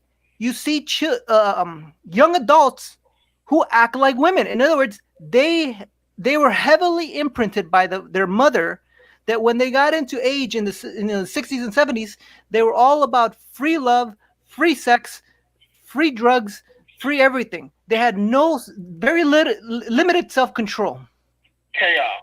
Chaos. And this is what we're promoting. We're promoting the idea of women being able to live a life independent of her husband, like a job. She comes in, she does her few hours, and then she's free to do whatever she wants. This is not what the scriptures teach. So when you look at, for instance, communities like the Mennonites, you see that a man marries a woman, she gives him children. She works for him, and the children work for him. Gradually, they're given more and more responsibility, but they're under him. Why? Because they are in constant need of that energy of logic and reason over emotion. His wife needs it, his children need it. And women don't seem to understand this because they think that they're perfectly logical. Well, unfortunately, though, they don't want to admit that their logic has led them to, a single motherhood, children who are destroyed in the courts, in poverty, in the jails, in death. Thank you. This is the path that we're going to. And we keep saying, oh, well, the Bible says, a man should love his wife as Christ loved the church. Listen, you look at the scriptures. There are many churches that were rejected and taken into captivity. Okay? If a church does not submit to Christ, she is rejected. And this is what men need to do to their women today. Speak to them softly. Give them the option. If she does not want to submit to him, let her go into captivity. Let her fend for herself. Let her be a 40, 50, 60-year-old woman trying to figure out how to feed herself and her cats. It's not working. And we're twisting the scriptures to fit what society is saying. Right there, Edwin. So, Charity, did you want to say anything before I bring in another caller? No, I'm good. I'm just listening. Okay. Thank you. All right. I want to bring in area code 423. 423, you're live and on the air with Straight Talk. What's your name and where you calling from? And you have background. You have your computer on in the back, 423. Unless you're just listening. I'll take it you just want to listen. Thanks for calling, 423. I'll put you back on hold. Okay. Very interesting. Very good, Edwin. Alex, did you want to add to any of that? I just want to say one thing real quick. Yeah, I mean, we went off topic a little bit, which is fine. I was listening to Chris and Edwin pontificate a little bit there. I don't have a question formulated at the moment, but I'm sure I'll have one in the next 5 minutes, so I'll interject when I do. Go ahead, Chris. You keep saying women need to have sexual compatibility when choosing men. Women, we all know that within 15 seconds, it's 15 to 30 seconds of looking at a man, they've already decided whether they want to have sex with them. Correct. They don't give a shit about compatibility. Right. So it's not something that they ever considered. It's not something it's not even an afterthought to them. You know what I mean? And that's why they jump from dick to dick to dick. You know, they don't care. If you leave them to their own devices, they're going to make a bad decision every time. That's why they always have to be. That's why they should jump from being under the guidance of their father to being under the guidance of their husband. Because if you leave them to their own devices, they're going to make shitty choices. They are just fucking children. They shouldn't even, to be honest with you, they shouldn't even have rights. Because when you give them rights, they fuck them up every time. You give them the right to vote, they're going to vote for it. The dumbest shit every time. Samuel Eastwood joined. Was that you, Alex? I want to hear from Samuel. I think that was you, Alex, right? Yeah, I'm here, but I didn't have a comment yet. Okay. Samuel. Samuel Eastwood, what are your thoughts on this conversation? Good evening. Can you hear me fairly well? Loud and clear. How are you, man? Don't get me to lie to you, but I'm hanging in there. All right, perfect. Alrighty, I'm not sure how close this may be to the topic of feminism, but I'm kind of seeing more discussion on marriage right now. From my personal perspective, I don't believe that men should get married at a young age. Reason being, one, the man and the woman have no idea who they are. Two, they hasn't had any life experiences. He hasn't been through. He doesn't know anything about the games that are played. He hasn't gotten the foundation yet. He's not still finding his way. So for a couple that's young to get married and involve a child, to me, that's automatic self-destruction and dysfunction. Because one, they have to know who they are, especially before they bring someone else into this world. When you're young, at 18, 19, you think one way, and as you know, you get 23, you think another way. 27, you think another way. And it's kind of like setting up. It's just like a setup that's just not going to work. If you can understand what I'm sorry, what's the name? What's your name, madam? Was it Chastine? Charity. Charity. That's enough. Okay, I say this way. I've always believed a man should not get married until he's at least 35, 40. That's my personal opinion, because we're not on the time clock. Women, that's a different story. But the problem that I've seen throughout my life is that a lot of men and women who got married young, had children young, they did so much stuff behind each other's back. They lied to each other and they just pretty much wasted each other's time, and the child paid the price. Because once again, they didn't have the maturity to be anywhere near where they need to be in order to raise a child properly, because they still don't know who they are. So how can you run a household and just be on a certain point when you're still trying to discover who you are as an individual? Meaning, for example, I've had numerous dudes at 35 or older, married or not, who were still trying to sow their oats because they haven't really done anything. They haven't really lived yet. They were trying to do something too soon before they were able to understand what they were supposed to be. Now, see, like, for example, you look at a lot of women in here, when they come and see how disrespectful they are. So it's like, even at a certain age, women still emotional, and they try to seek knives and all this stupid stuff when it's about in a conversation. So I've had women tell me, even though they've been married 10 years or whatever and have children, they mess around because their husband doesn't know who they really are. He sold them a dream. She sold him a dream of how she wants him to think she is, but she's not really living and doing what she really wants to do because she's caught up in the situation. Then they go outside. So it's like, I'm trying to stay on point as much as possible. I've had married women tell me they would do the freakiest, even though they're married, because they haven't lived before they got married. And I ain't saying go out here and do freaky stuff before you get married. I'm not justifying that at all. I don't agree with that, but I'm just in actuality, real life. So it's like people have children, then marriage or whatever you want to say, but it's like they are adults mentally. They have no idea how to raise a family. They don't even know if they're compatible yet. They haven't even been married a year. They already got a child. So it's like, how are you going to have a child before you even know whether or not you all even compatible for each other? But that seems to be, marriage rates and divorce rates are high, marriage rates are low, but it's like they're doing it straight backwards. They get married just because of, I like him, he likes me, or the woman, I want to get married. The man, well, I was told I was supposed to get married. She's saying I want to get married, but they still have no understanding of what anything means. And now they got a child.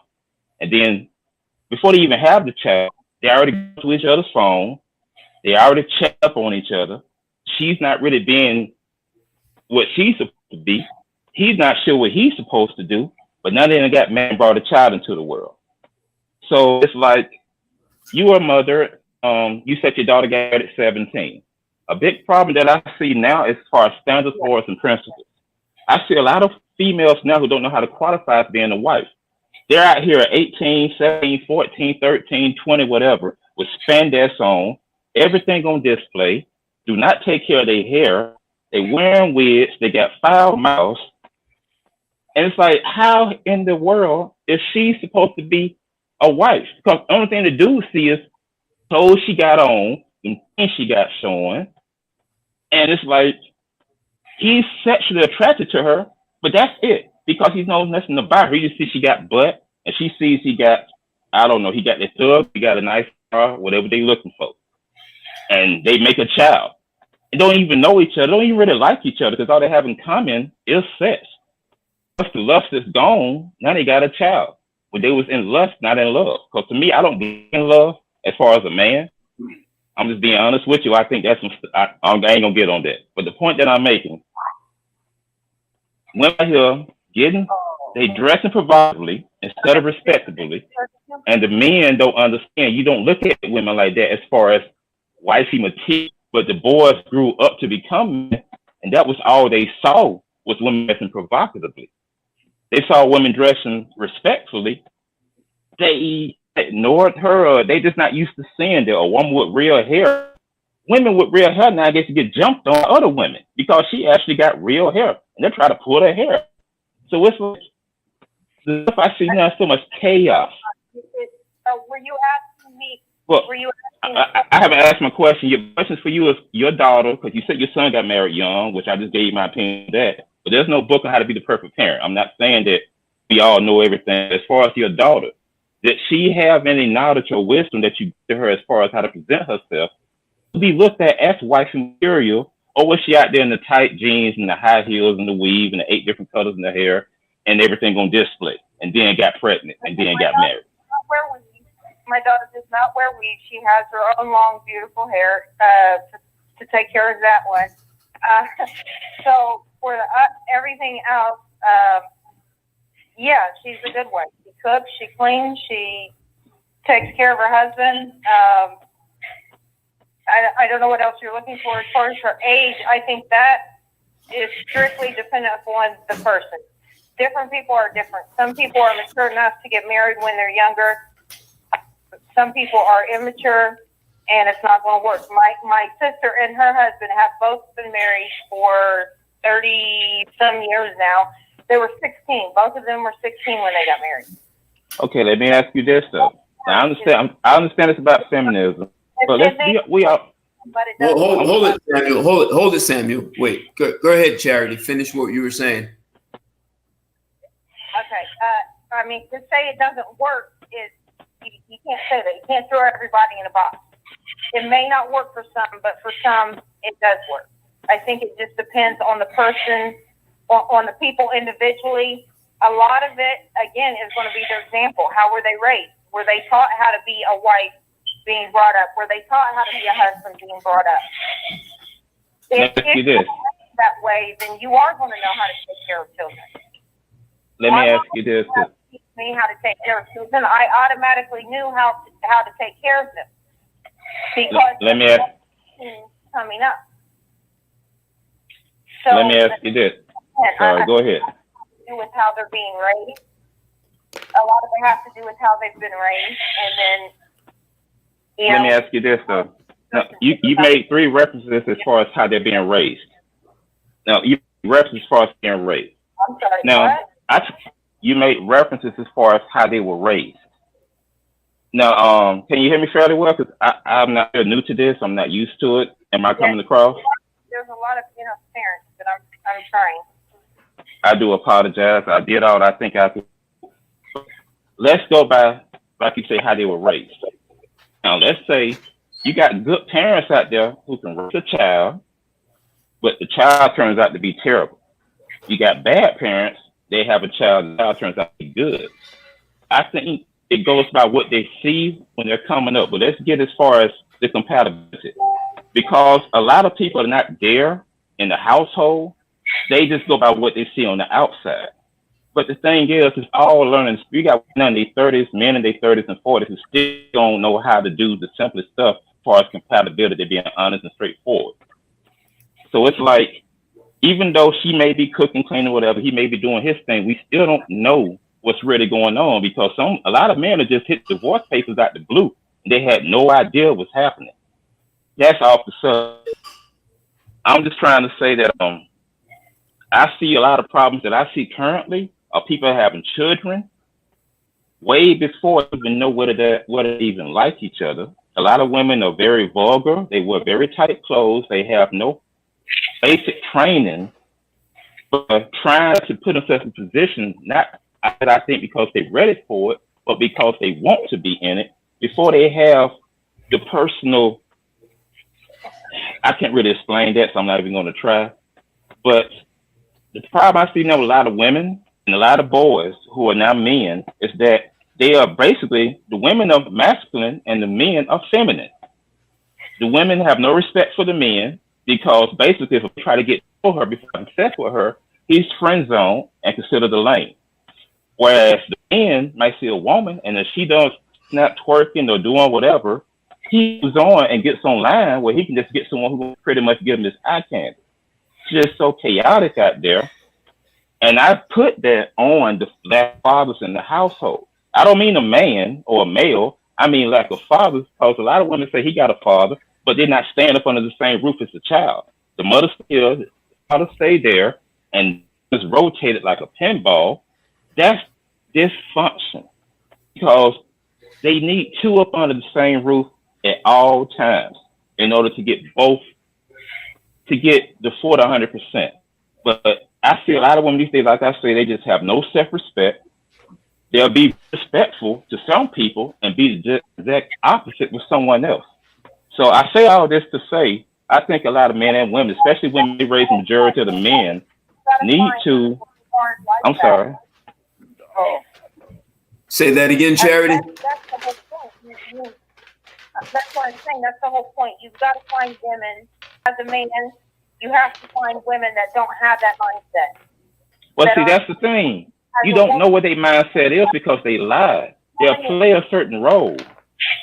Play a role, and as you've seen, maybe as much as a lot of men, that when they play a certain role, then when the child comes, everything all of a sudden the vengeance comes out, the anger comes out, and the child is victim. Being honest, I don't really go off what sounds good. I just try to say what I feel is true to me. You don't know who a person, they can front and pretend to be a certain way till the end of time, but that's not who they are. But a lot of men are caught up because they thought she was a way, just until he got her pregnant, he got married and realized he was duped. And then maybe the same, I can't speak for women, but maybe the same for women. But my thing is, personally, I don't think women respect men these days. Women pretend to be people they're not.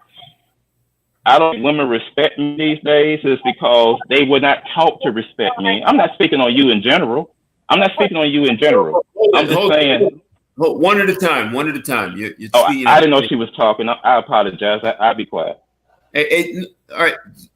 Hold, Samuel. Charity, what did you want to say in response to him? I'm just saying that's the point. I understand there's a lot of people out there like that. There's a lot of men and women out there that pretend to be something they're not.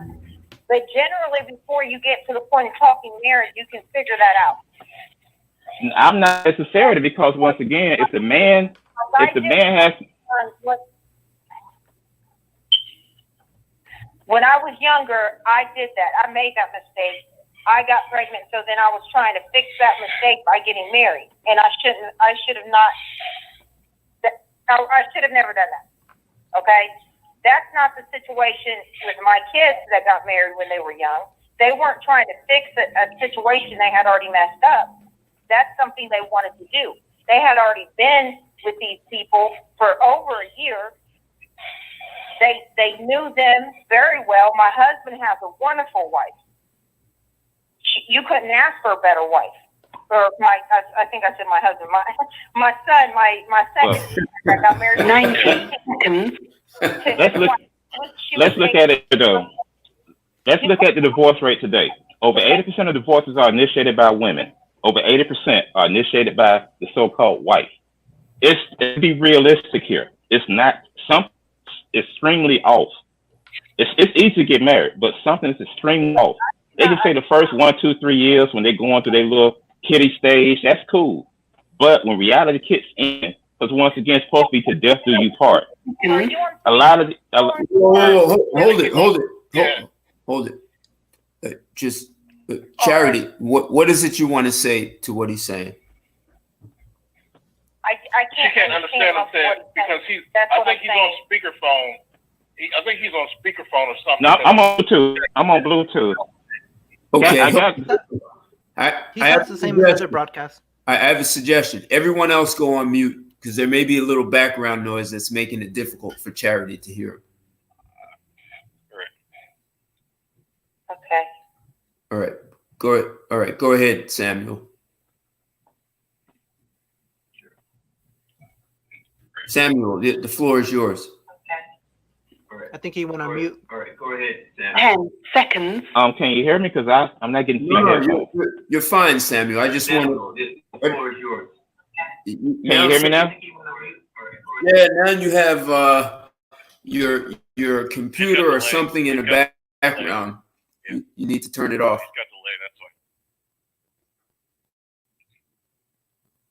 Okay, go ahead, Samuel. The floor is yours.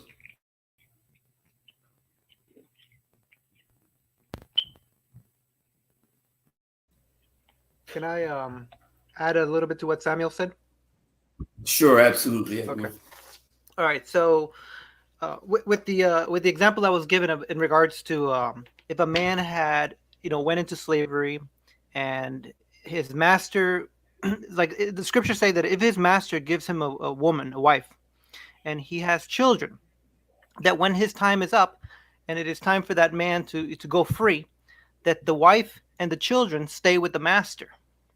Now, to me, what that when I look at when I try to figure out what that means implication wise, it means that women don't seem to understand that when they join themselves to a man, they make themselves his, and the children, whatever children she gives him, they belong to him.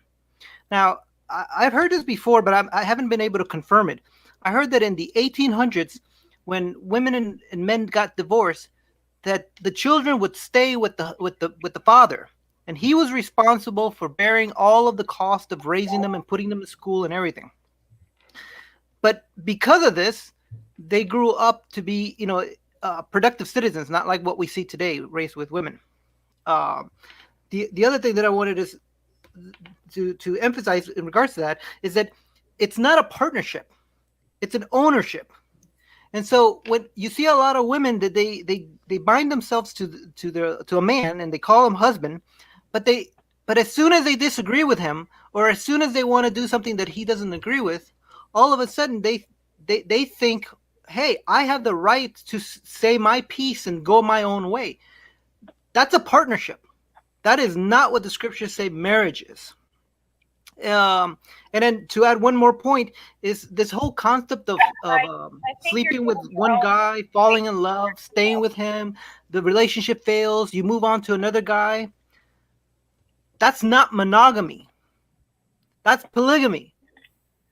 That's a woman sleeping with multiple men just separated by time. That is not what the scriptures, what the regulations or the conditions that God gave for a virtuous woman.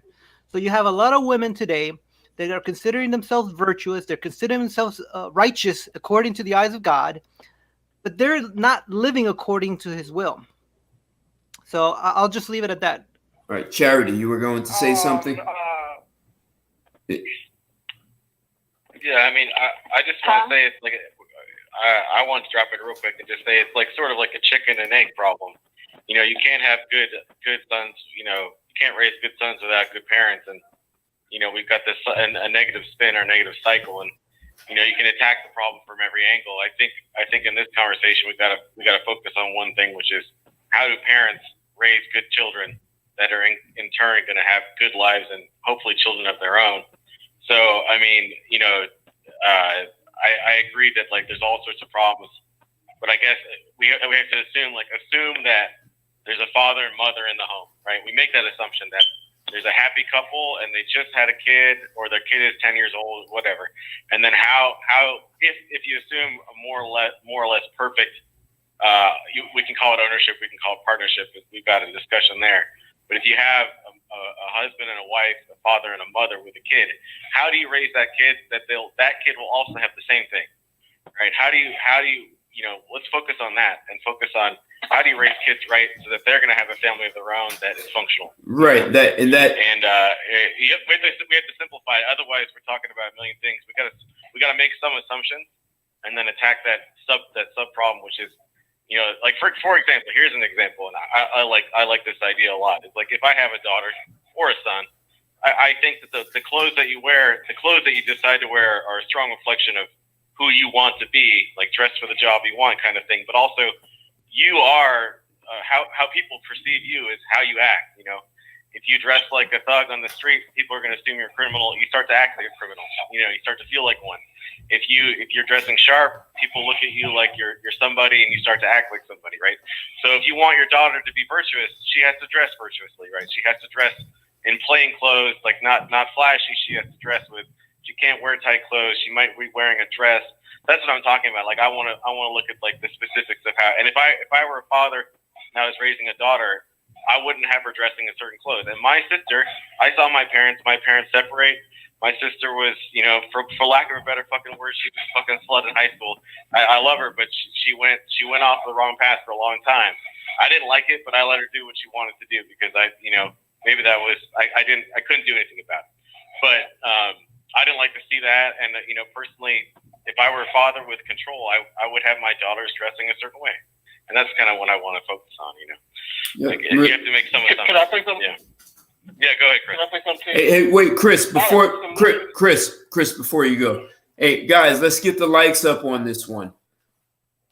Let's get the likes up. Click the likes. Let's get it caught in Instagram. You guys are getting. I'm seeing really good traffic and conversation. If you have any questions for anyone who's in the chat, a question for anyone who's either on YouTube or Blog Talk, put your question in the chat. But let's get the likes up on this one. All right, go ahead, Chris. Alex, the solution was in your question. You said, how do we raise children? Well, easy. You lead by example. And if we have all these women, asking to marry these men, and they want these masculine men, but then when they marry these men, they emasculate them and just dominate him over in front of the children, and they do all this to destroy his authority in the household, then yeah, you're gonna have to fuck up children. Like Edwin said, I live right by some Mennonite communities, and let me tell you, those men in those, they've ruled that community with an iron fist. The women are understood that they work for him. As a matter of fact, those men, they get up and they do whatever chores they have to do.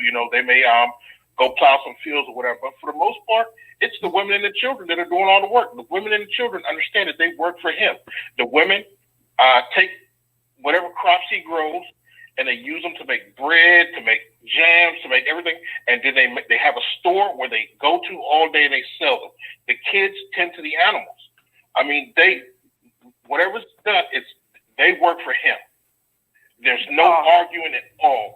There's no arguing. There's no dissension at anything within that community. And some of those men have multiple wives, and there's no arguing. They all get along. If you ever walk into a midnight store, you see it's a happy place. When you walk in, you can feel you can almost feel the love there. You know what I mean? They don't argue. It's all smiles. Chris. Yeah, Kendrick. Let me ask you something on to what you just saying. Now, within their community, because I just assume, because I don't know, Chris, I want to do the husbands of those communities that you're talking about. Do he betroth his daughter to another high-class, respectable family, or how does that work? You mean, do they have arranged marriages? Yes, sir. That's what I'm basically asking you. I'm pretty sure they probably do have arranged marriage. I'm pretty sure that once their children reach a certain age, the father of the daughter, the boy, and the two families talk, and they talk it out, and they let them know everything's going to happen going forward. So I'm pretty sure something like that probably happens. It's a very patriarchal society, and it functions very well. Now, these are people that don't have the cell phones, the electricity, all the amenities that we have, but somehow they're happier than us. Would you agree, though, Chris? It's because the men have complete autonomy over that community. That's what I was going with it, Chris. And I was asking, how would that outcome be if that was still the norms of regular day American society? Say that again? What I was asking you, how would that play out if that type of society played out in the norms for American society, mainstream American society, was to go back to this? We'd be back on top. We'd be just as rich as Saudi Arabia. Right now, we have, because of feminism, we have all this influx of single mothers who are nothing but a drain on the economy. All they do, we have women in the workforce. when it's a proven fact that women being in the workforce do nothing but drive up the price of goods and the cost of living. Women being in the workplace is the worst place for women. Unless they're running their own, they're helping run that husband's company. Yeah, they can work for the husband, but even then, they're not generally in the workforce. They're working for their husband. Cool, I got you. But even women driving, car insurance is more expensive for men than women. If you look at the numbers per capita, women have more car accidents than men.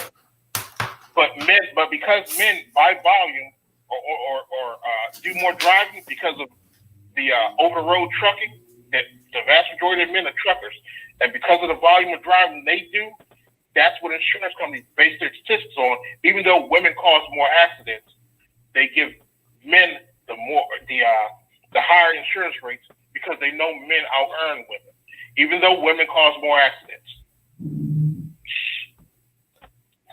Well, I wanted to bring it back on topic and ask Charity a question. Hey, Alex, it kicked her out. She just sent me a text, and I don't know if she's gonna. Okay. Yeah, it kicked her. I don't know if she's gonna come back. I don't know if she's gonna come back on YouTube. So she might be listening. If she's not listening, I'll repeat the question later. But I mean, I mentioned for example, if you have a daughter or a son who wants to dress a certain way, I'm not, if they really want to buy something, they can work for it. They can work at Starbucks and make $10 an hour, and they can buy what they want to wear. But otherwise, I wouldn't be bankrolling, clothing that I didn't approve of, right? If they want to go to college and major in, women's studies, and she can pay for it. I can't stop her. But I'm not paying for that, right? And so that kind of stuff is, I'm interested in Charity's perspective. If she wants to raise her kids in a Christian household, or she wants to raise her kids, to have families of their own, what are the specific things that she might recommend? Is it controlling their behavior? Should you control their behavior? Should you control what they wear? Should you control what TV programs they watch? Should you control what websites they visit? Whatever it might be. There's lots of stuff you can do.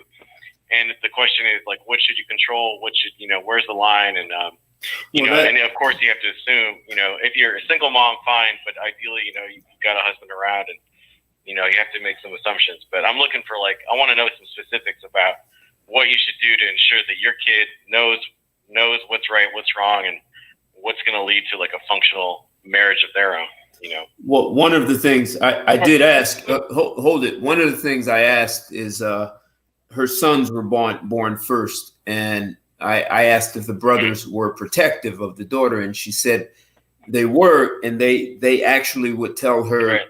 Don't wear certain things. And I guess like a sister, she didn't want to listen, except as a mother, she stepped in and said, that's inappropriate. You can't wear that. So it sounds like she did have some control over the way her daughter's dressed. But you're also asking about what you watch on television, like what, her children are like 20. So even though the internet was there, it just wasn't as hot as it was, 10 years ago or even now. So how was that managed? If you are looking at creating a daughter and sons who are anti-feminist, and I hear all the things people are saying that women file for most of the divorce. I understand that. But if you're, what we're really talking about is how do you raise a son? How do you raise a daughter to be anti-feminist so that you don't end up with a daughter who's going to be part of that statistic of filing for divorce? Can I answer that? Sure. Right. Can I answer that, or can you hear me? I said sure. Oh, okay. I wasn't sure you were talking. Okay. Thing is, I don't know the age group of the average male in here, but personal opinion, children who are now adults having their own children, women were raised not to respect, the female raised not to respect men and really have respect for themselves. The men were raised by pretty much 80% women, and they were pretty much been feminized or made effeminate because they have nothing to base their mindset, spirit off of. They haven't really seen it. Most of them raised off the internet and rap music and whatever movies they watch, or them. But the boys who are not men, who now have their own children, their own child, have no idea really of how or what they're supposed to do. The women don't listen because they've been taught to be so-called strong, arrogant, whatever you want to call it. But the thing is, it's not really clicking no more between men and women, because the women got a certain mindset that they were taught and what they observed, and the boys were never taught anything because they was never really around men. There was a majority around women who really have no idea what they're supposed to do or how they're supposed to be. They were just told that women, you're supposed to do this and that, do this and that, do this and that. And it's all pertaining to the women, but nothing that makes him a stronger man, because his mindset has not been unlocked to see what his real purpose is. He's All right. basically told, I'm sorry. Samuel, the show and the topic is really, how do you Feminism. raise your sons and daughters to be anti-feminist? But Like, that's what I'm saying. I get all the things you're saying, right? Everyone here understands that. Where I'd like to put the focus is, how do you raise them to be anti-feminist? I'd like to honestly, I don't. So I've had a boy and I've had a girl. I only allowed them to use the internet for education purposes. Whenever I would allow them to listen to music, I usually only allowed them to use, it could be modern music, but it was instrumental, not the vocals. The music is very powerful. There's a lot of feminist agenda in it. I did not allow my boy or my girl to listen to that stuff. TV, there was no TV in my house. So, even if you're picking programming that's okay, you're having to deal with the commercials. So it's just better to avoid that. The internet gives you a little bit more control. If I wanted to teach them about nature, or then I can buy a DVD. If I wanted to teach them about history, I can buy a DVD, and I can correct or give additional information in regards to how a lot of things are being covered up. My daughter, she could only wear dresses that were below the knees. Her hair was long. Makeup, non-existent in my house. High heels, non-existent in my house. 1 second, Edwin. So, your wife, when it comes to makeup, did you all have a conversation, or did you just meet a woman who is natural already? We had a conversation. Tell us about that conversation. Okay, so she's Asian, so she naturally had a youthful look, and she had a very especially when we started juicing, she had a very natural rosy color. But so initially there wasn't a lot of argument between us. The way that I told her was that obviously the skin is an organ, and you have to take care of it just like any other organ. When you put deodorant on with aluminum, you're causing damage to your lymph nodes, which can cause the problems later on. The face, women are very protective of it. When they layer up with this stuff, it causes them to age sooner or later. So I just approached her from that health aspect of it. And women want to stay youthful as long as possible. So I just had to convince her that this was the most beneficial for her. And then, and then the second thing that I did is I emphasized natural beauty. So I didn't go around Googling girls who wore a lot of makeup. If anything, I would make remarks of how fake they look. And so with those two things, I was able to get her to appreciate natural beauty. Did she push back on you? No. The only thing that I got later on is that, for instance, one day a package from Amazon came, and it was high heels. And so I just told her how this was a little Pandora's box. And I just told her how would she feel if my daughter and the neighbor's daughters saw her wearing these, and the impact that it would have on them. Now, I also the other thing that you can do is you can decide where you want to live. So, for instance, I chose a community. It wasn't Mennonite, but it was similar to that in the sense that people wanted to live a more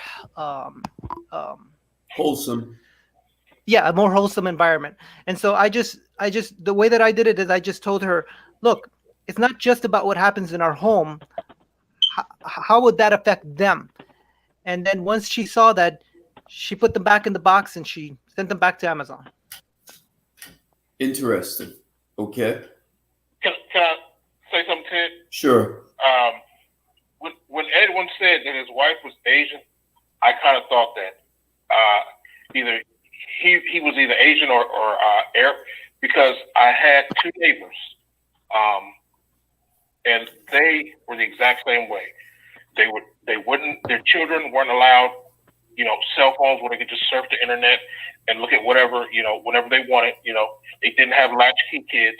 Their children were only allowed to watch TV for 1 hour a day, and usually it was something family oriented. Say they would sit down and they would watch like American Idol together, and that would be it. And that would be, so the children, they would look forward to that all day long, but the parents would sit down with them, and it was usually the father, making sure all that happened. So the answer is simple. How do you get rid of it? You have to have a strong father in the home. The woman cannot be of this mindset that she's strong, because women aren't. We know women aren't. Women are fickle creatures. They can't even, you ask them where they want to go eat, they can't even decide where they want to eat.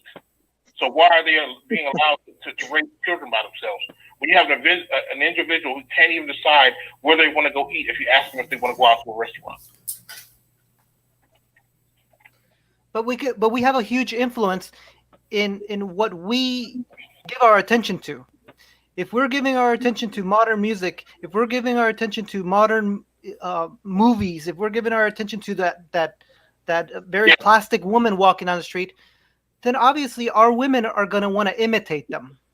But if we give them value in our eyes, then I think that you can limit that. Hey, and charities come you're back. Absolutely right when you said about the commercials, because they are being subliminally programmed, particularly more in the commercials than they are in the actual shows that they watch. Yes. Well, you got a point, Chris, because that's how I come up. My mom and pop didn't play that.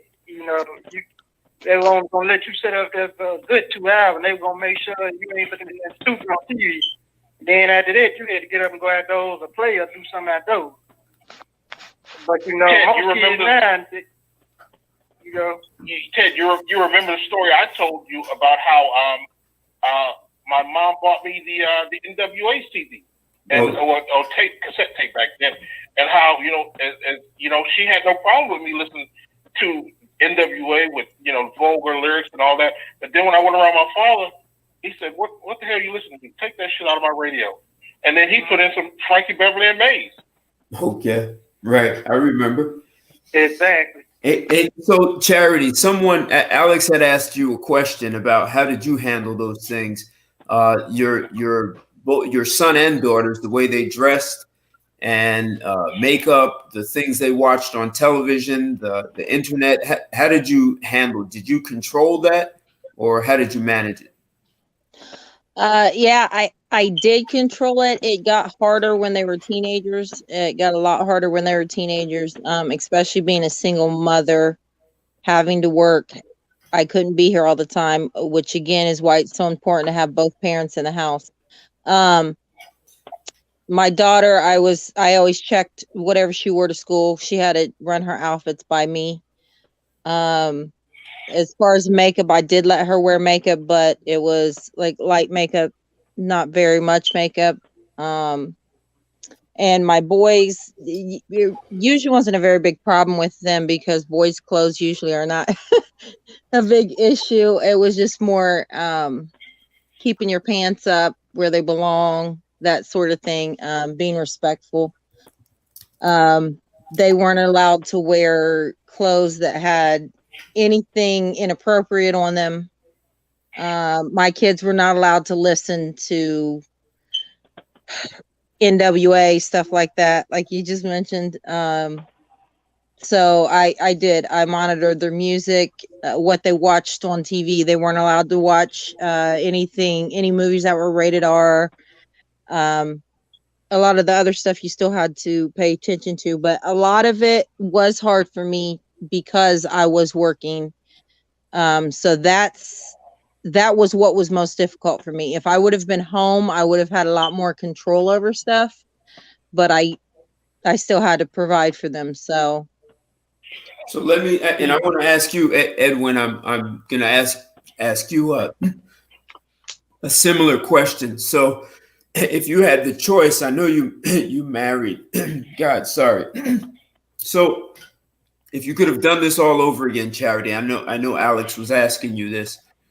Would you have been a complete stay-at-home mom and married someone who worked and he was the guy who brought home the bacon and you just stayed home? Would you have done that?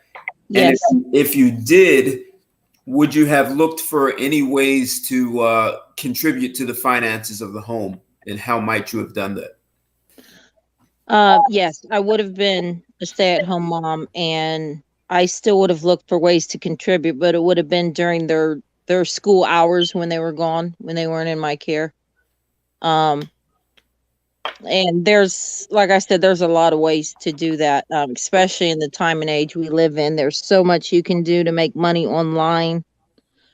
There's a lot of businesses you can have where your family can actually be a part of it as well. When we grew up, our father was always self-employed, so pretty much everything we did was a family business. We were all a part of it. Yeah. So you grew up with an entrepreneurial spirit in the household. Yes. Edwin, how does that work? Is your wife a stay-at-home mom, and does she contribute financially at all? Okay, so let me give a little insight what she said before I answer you. Okay. I used to teach middle school and high school mathematics, and I can tell you that there were plenty of kids who would, as soon as they got to school, would either shorten up their skirts or their clothes, or their friends would have another set of clothing for them. So their parents thought that their children were going, all according to their judgment, but the children found a way around it. So I think it's very dangerous to assume that public education is a safe environment for your children. You should be raising your children. No, you should be educating your children. The influence is too heavy. All right. So as far as with my wife, Edwin, I want to just when you say you should be raising your children, I can imply a couple of things. What are you saying, really? Okay, so when I worked, my wife was at home, and when she had to go to work, I was at home. So we raised our children. I taught my children English, mathematics, and Spanish, and science. And so by the time my children were of age, some of the things that they could do, my high school students couldn't do, because I taught my children to reason, not just to memorize processes. So you homeschooled all your children? Yes, but it took sacrifice. So, for instance, with my second wife, I did a lot of construction, and so whenever she had to work, I couldn't work, and so I couldn't make as much money, but it was worth it. Okay. Well, I think you have to be careful. You can protect your kids from a lot, and you can go to extremes and keep them at home and keep them away from the world. But you also have to remember, when they hit 18, you're not going to be there holding their hand. Right, so but the Bible doesn't if you haven't prepared them, if you to become righteous. Wait, Edwin, let her finish. Let her finish her statement. Sorry. Charity. It's okay. Thank you. If you haven't prepared them for the outside world, then it's going to come at them all at once, and you're not going to be there. And more than likely, what's going to happen is they're going to try a bunch of different things and do a bunch of different things that they weren't prepared for, because now they're in that situation. So yes, you should protect them from a lot of stuff. Yes, you should keep a lot of stuff from them, but you can't just completely close them off from the world, or they're going to get out there and now they're going to be in a situation that they're not ready for. So if it's a boy, I have some say so in the sense that I don't have to allow him, or pay his way to go to college. If it's a girl, then according to the scriptures, she's supposed to be under my household until the day she gets married. And if I pass away, then she goes under under an uncle or a grandfather or an elder, but she is never to be left alone. So there's a lot more protections for a girl than there is for a boy. But at the same time, if you raise your boy and you imprint on your boys, then your boys should have a similar thought process to yourself. When I look at my father, when I was young, I used to dread that I would turn out to be like him. But the older I got, the more I realized that I am my father. And I'm really grateful that even though he wasn't at home very much, and even though we were raised in public school and by my mom, he still had a very impactful presence in my life. And that's what the scriptures promote, not the concept of like the scriptures say, be in the world, not of the world. But the way the Christians are doing it is they're basically raising the children of the world so that they could have the strength to say no. That's not scriptural. Yes. Well, I guess that depends on what Christians. Not all Christians do that. You can't raise your children to not be eaten by the wolves once they leave the house by sticking their arms in the mouth of a wolf and letting the wolf bite them, before they leave the house. It doesn't work. No, you can still shelter your children from the world by telling them, hey, beware of this kind of person, beware of that kind of. You don't have to expose them to those kind of people. You don't have to expose them to the world. You can just simply tell them that those kind of people are out there and tell them all the tactics they'll use, so that when they do leave the home and they see that, they say, oh, yeah, that's what my dad told me about. My dad warned me about people like you. And let them suffer the consequences. Don't save them from it. Right. Right. If their dad warned them about people like that, and they come across and they start to recognize people like that, and they still choose to go down that path, then that's the choice they made. And there's nothing, anybody can do at that point, because they were given the knowledge of how to avoid those people. They were given the knowledge how to see those people, how to find them, and they still chose to let those people take advantage of them.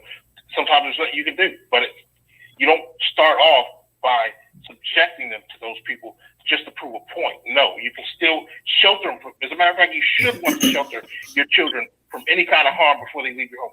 You should want to shelter your children from as much harm as you possibly can to preserve their innocence, because that's the only time in life that they're going to have it. And that knowledge is an advantage. Yeah, Exactly. that's pretty much how I was raised.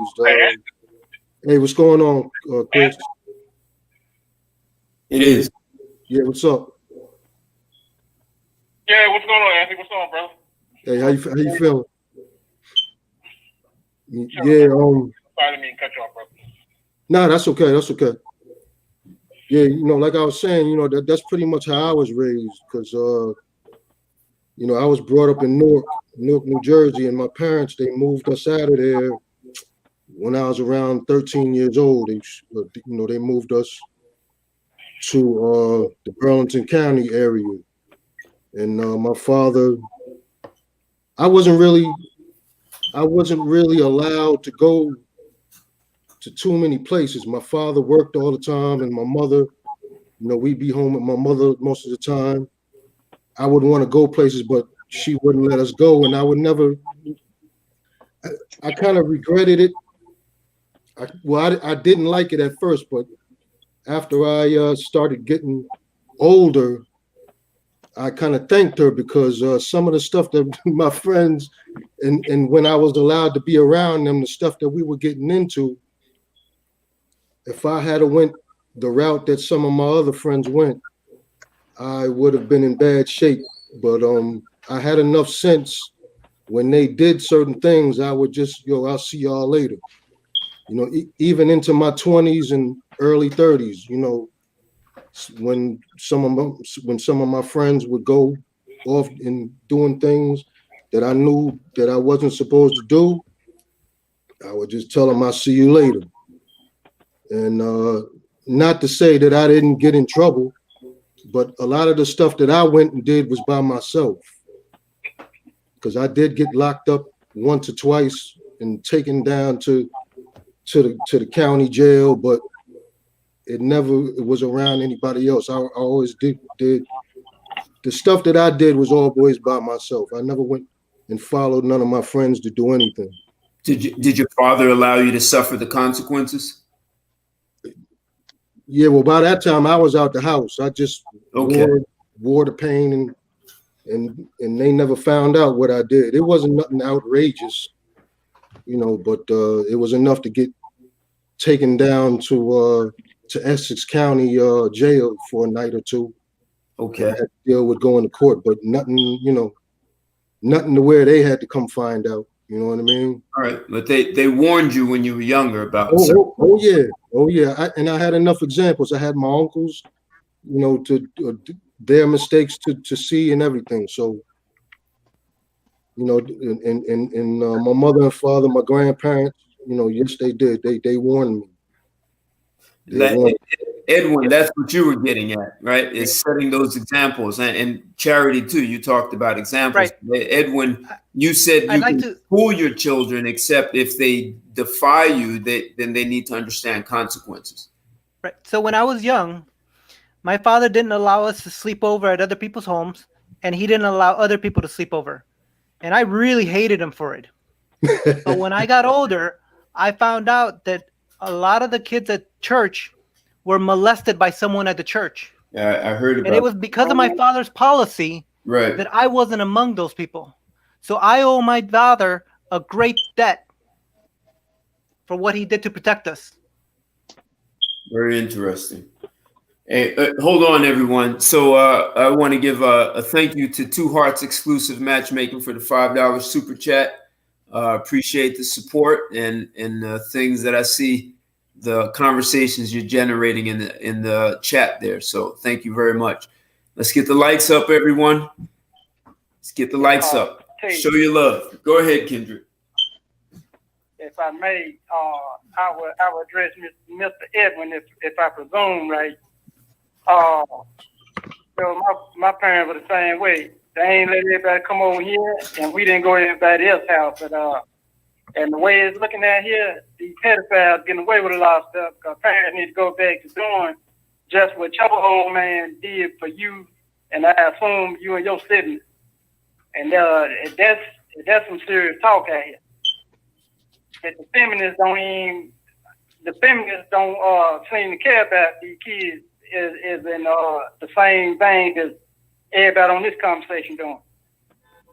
Right. Well, the statistics show that when a woman brings a man in, her children are 40 to 50 times more likely to be sexually or physically abused by that man. No question. No question. Can I say this? What's that? I feel personally, feminism gained strength when the father was removed from the household.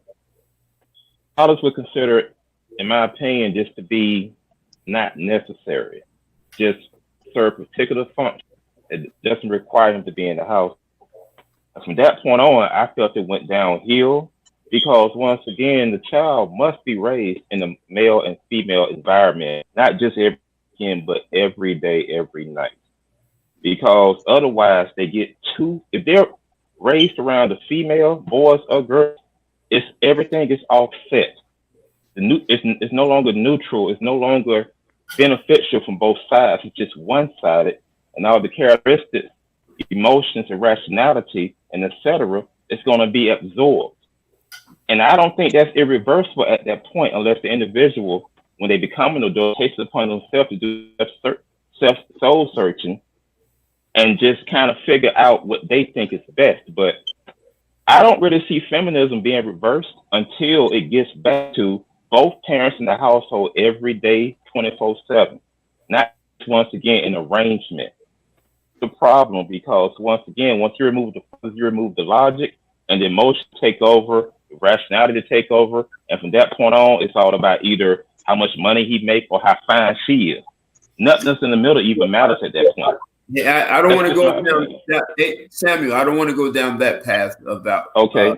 So what I want to stay focused on is how do you raise a child to be anti-feminist? And you just said something important. Unless that child grows up and understands how to do soul searching. So, Charity and Edwin, how do you foster that kind of mindset where the child can? People talk about critical thinking, but I like what Samuel just said is soul searching. How do you foster the child to really be able to soul search and understand themselves and their environment and how to interact? How did you all deal with that? Accountability is probably the biggest thing there. If they're not held accountable for the things they do, they're they're not going to be able to make it in the outside world. I do like what he said about homeschooling. I do think homeschooling is always best if it's possible. My sister has adopted 8 kids already and in the process of adopting 3 more, but they've homeschooled their kids.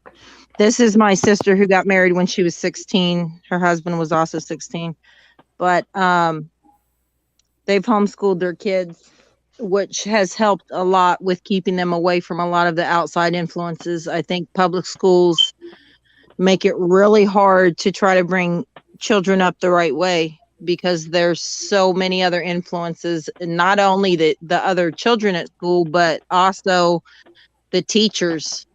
A lot of the stuff the teachers think, a lot of their opinions work their way in, and it's not necessarily what you believe or what you teach your kids. So, you also have vultures that fly around those schools. I lost both parents, and my youngest sister came to live with me, and she told me that a guy in a nice red car pulled up and asked her to get inside the car. I mean, of course she didn't. I think she was 15 at the time.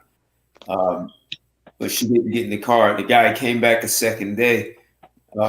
How she handled that, the guy left her alone after that. So yeah, it not just only the teachers, but you have people, these predators, I'll say.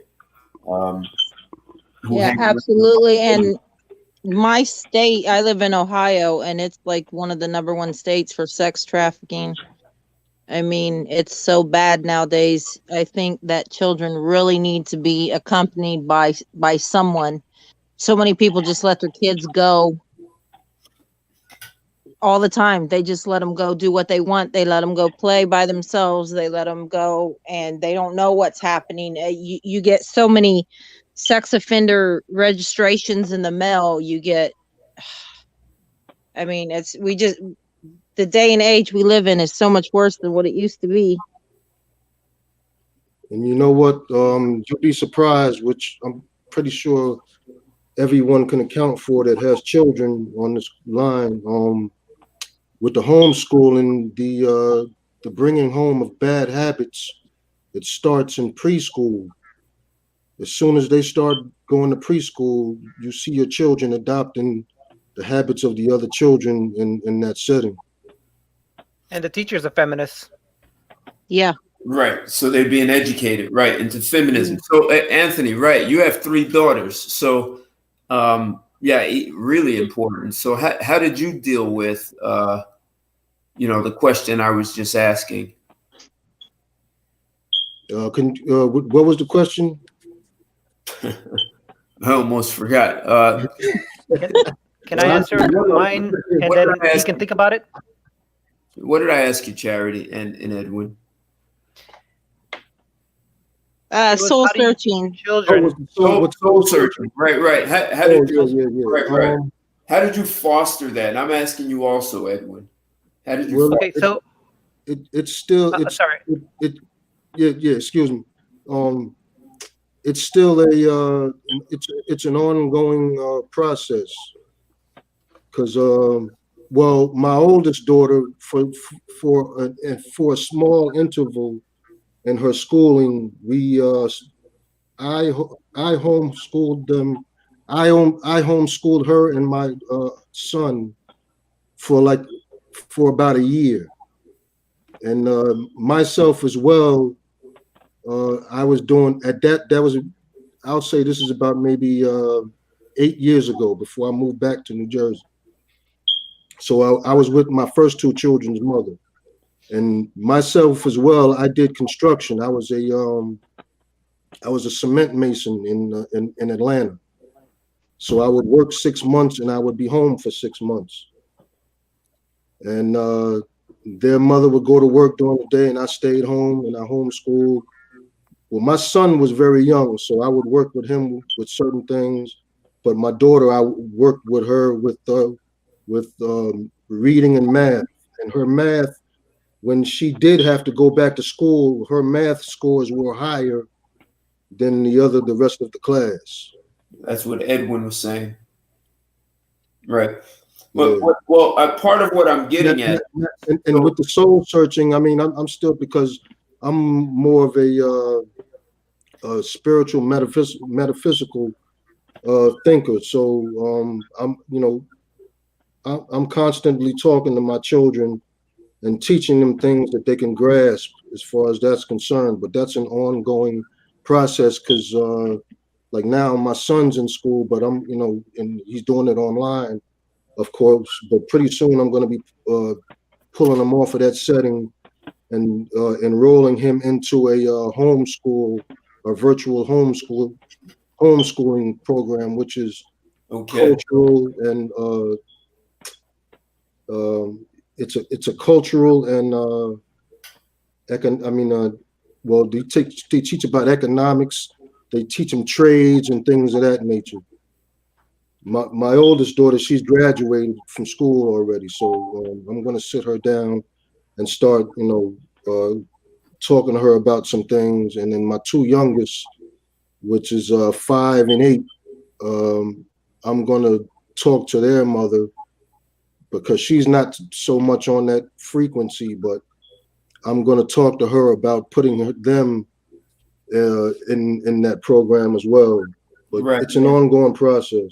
Well, hey, Anthony, but see, here's what I'm also getting at is, so you guys are talking about how the television, computers, the teachers being feminists. So your children are being bombarded with things, and then they have peers who have parents who are feminists.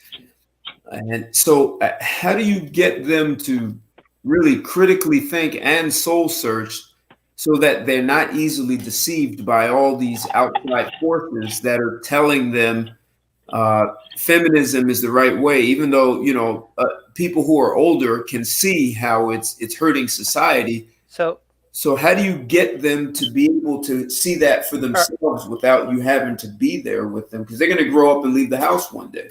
I have an answer for you, Ted. Sure. I think a lot of times we're trying to reinvent the wheel. The scriptures are the best teacher. So if you read the scriptures to your children, that will naturally come through. So for instance, when I would read the 10 Commandments to my children, I would tell them that the first 4 commandments had to do with the relationship between them and God. And the last 6 had to do with their relationship with them and others. And so when you cheat or when you lie, you're harming that relationship. And there's consequences to that relationship. Now, there may be forgiveness, but that doesn't mean that there will be reconciliation. Those are consequences. And so the way that I try to give a living example for them is I tell them, look at a spider web. It's beautifully made. It's perfected for its purpose of catching, let's say, flies. Now, every time that you lie, you steal, you kill, it's like you break a web. Now, or a line in that web. Now, if you break a few lines, the spider web can still catch flies. But the more you break, the less and less able it is to catch flies. So the consequences you will always suffer. And as long as you can get them to understand that the consequences are long term, then I think that they can understand that it's not just a matter of in the moment choices, but long term. And so, for instance, when I would read the scriptures to my son, one of the things that I tried to do to make it real for him is that I asked him one day. I said, Gabriel, you're my firstborn. Would you like Daddy to give you the firstborn blessing? And he said yes. And I put my hand over his head, and I gave him my blessing. I took the scriptures and I made it real to him. And so I think that, this is why the scriptures say, read the scriptures to your children when you get up, and as you go through your day, and as you go down to sleep. Unfortunately, we think that the scriptures are just something you do on a weekend. And our children are raised with our corrupt morals instead of God's higher morals. So actually, you're actually saying something else that I wanted to ask. So really good. And you mentioned consequences. So, I hear a lot of parents who talk about, I have a son and I wanted my son to understand consequences, and, I'm severe and I punished him. But when I hear guys in the world in relationships with women, a lot of guys say it seems like women have no relationship to consequences. Like they were raised to not understand that there are consequences for women. Their fathers taught them that. And that's my point, right? So how did you all get, and I'm asking you also, Charity, how did you all ensure that your daughters understood consequences? I disciplined my son and my daughter equally. Yes. I did not give her biasness. Yes, you cannot let the girl get away with everything just because she's a girl and you're a man and you don't want to discipline her, because it hurts your feelings to have to discipline your daughter. and that whole crying thing, you have to put it aside. You have to understand that's their tactic. And so they have that advantage over the boy. I never let my daughter do that. I never let my daughter do that. Whine and cry and use stuff as an excuse. You don't let them make excuses for, yes, you're a woman or you're a girl, that you can't use that as an excuse to get away with stuff. And if you let them use that as an excuse to get away with stuff when they're little, they're going to carry that on into their adulthood. And that's what you see. Exactly. Yeah. Anthony?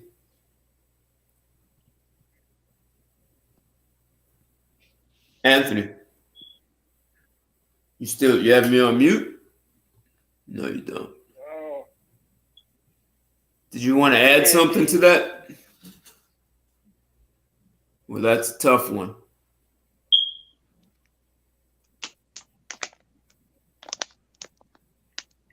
Can you hear me?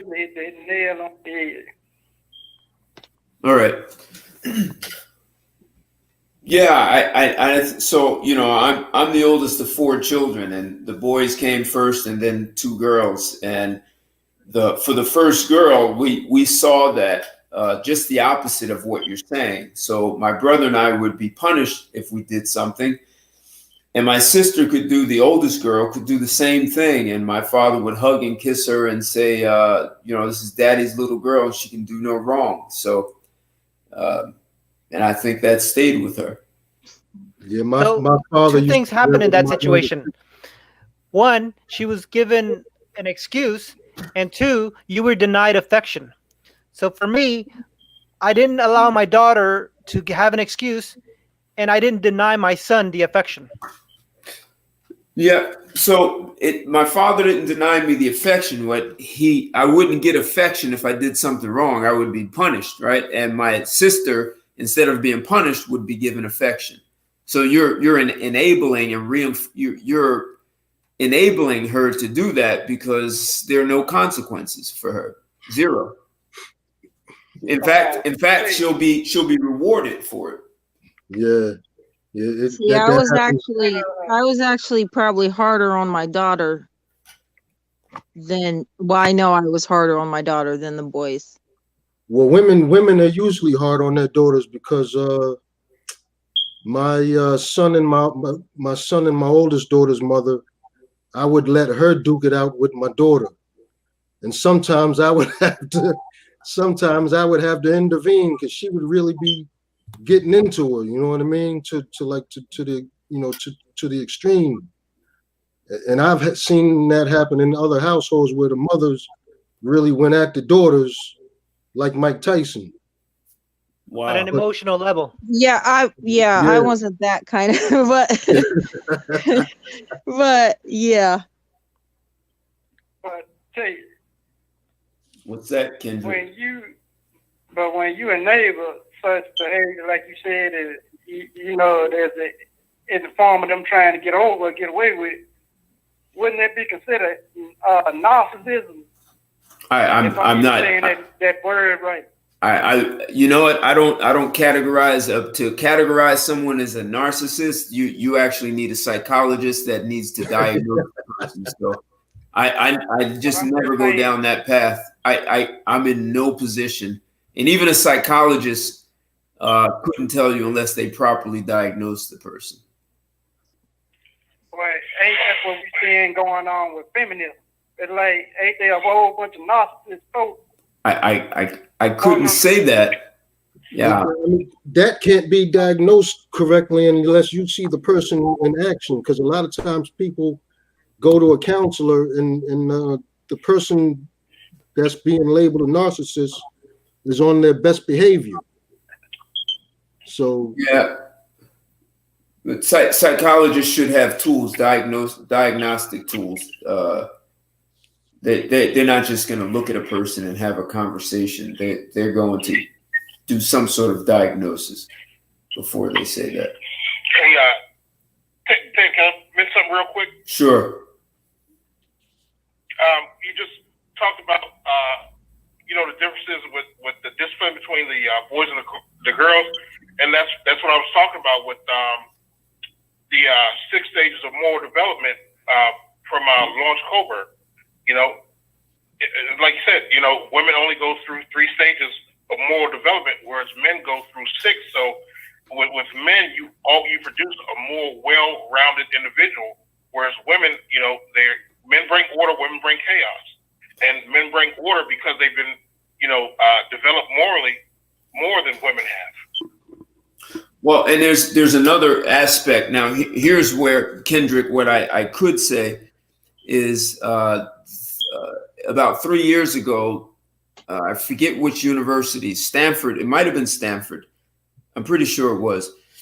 And they did a neuroimaging, and they wanted to see brain activity between the difference between men and women. And they used 46,000 people. And I think a good sample size is 17,000. So this was almost 3 times that amount, 46,000 people through 9 different clinics throughout the US.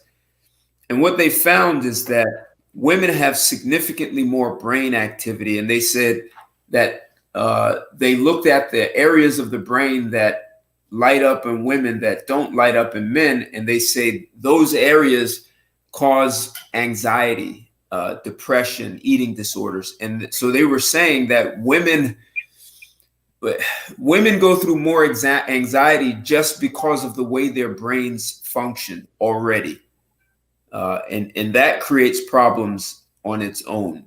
So if you enable certain behavior, and women often not just may have anxiety, they make up stories about things that are not really happening. And that, that's not to put women down.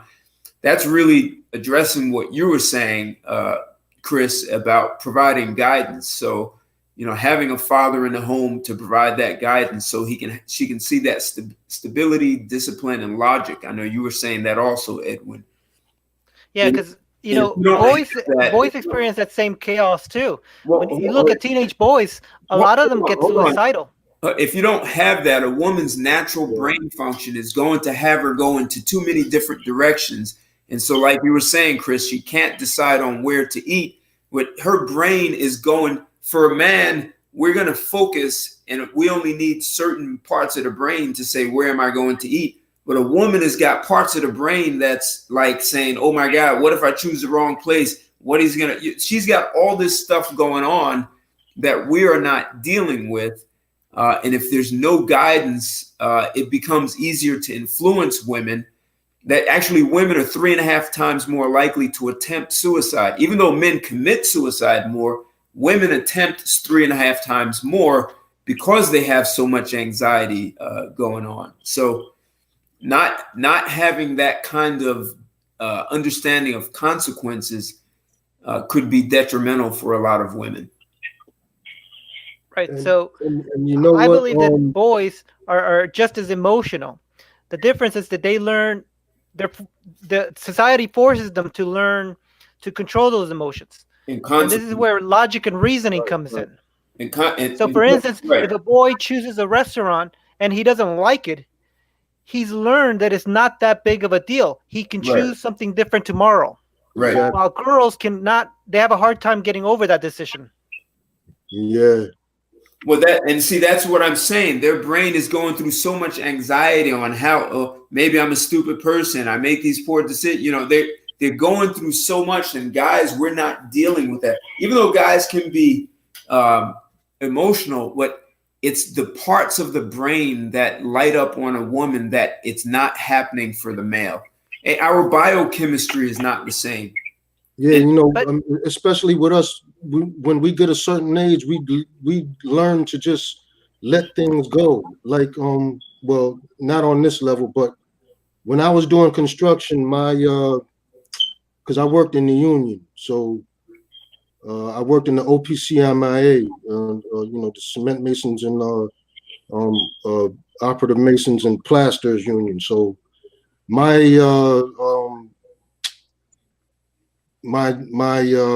apprenticeship instructor would always tell us that it is when you pick a mate in that field of work, it's best to pick someone who's had a father or an uncle or grandfather that did that type of work, or some other skilled trade, because like the other gentleman on the call tonight, you're not going to be working all the time. There's going to be times that there's going to be no work. And if the young lady that you're with doesn't understand that, you're going to have problems.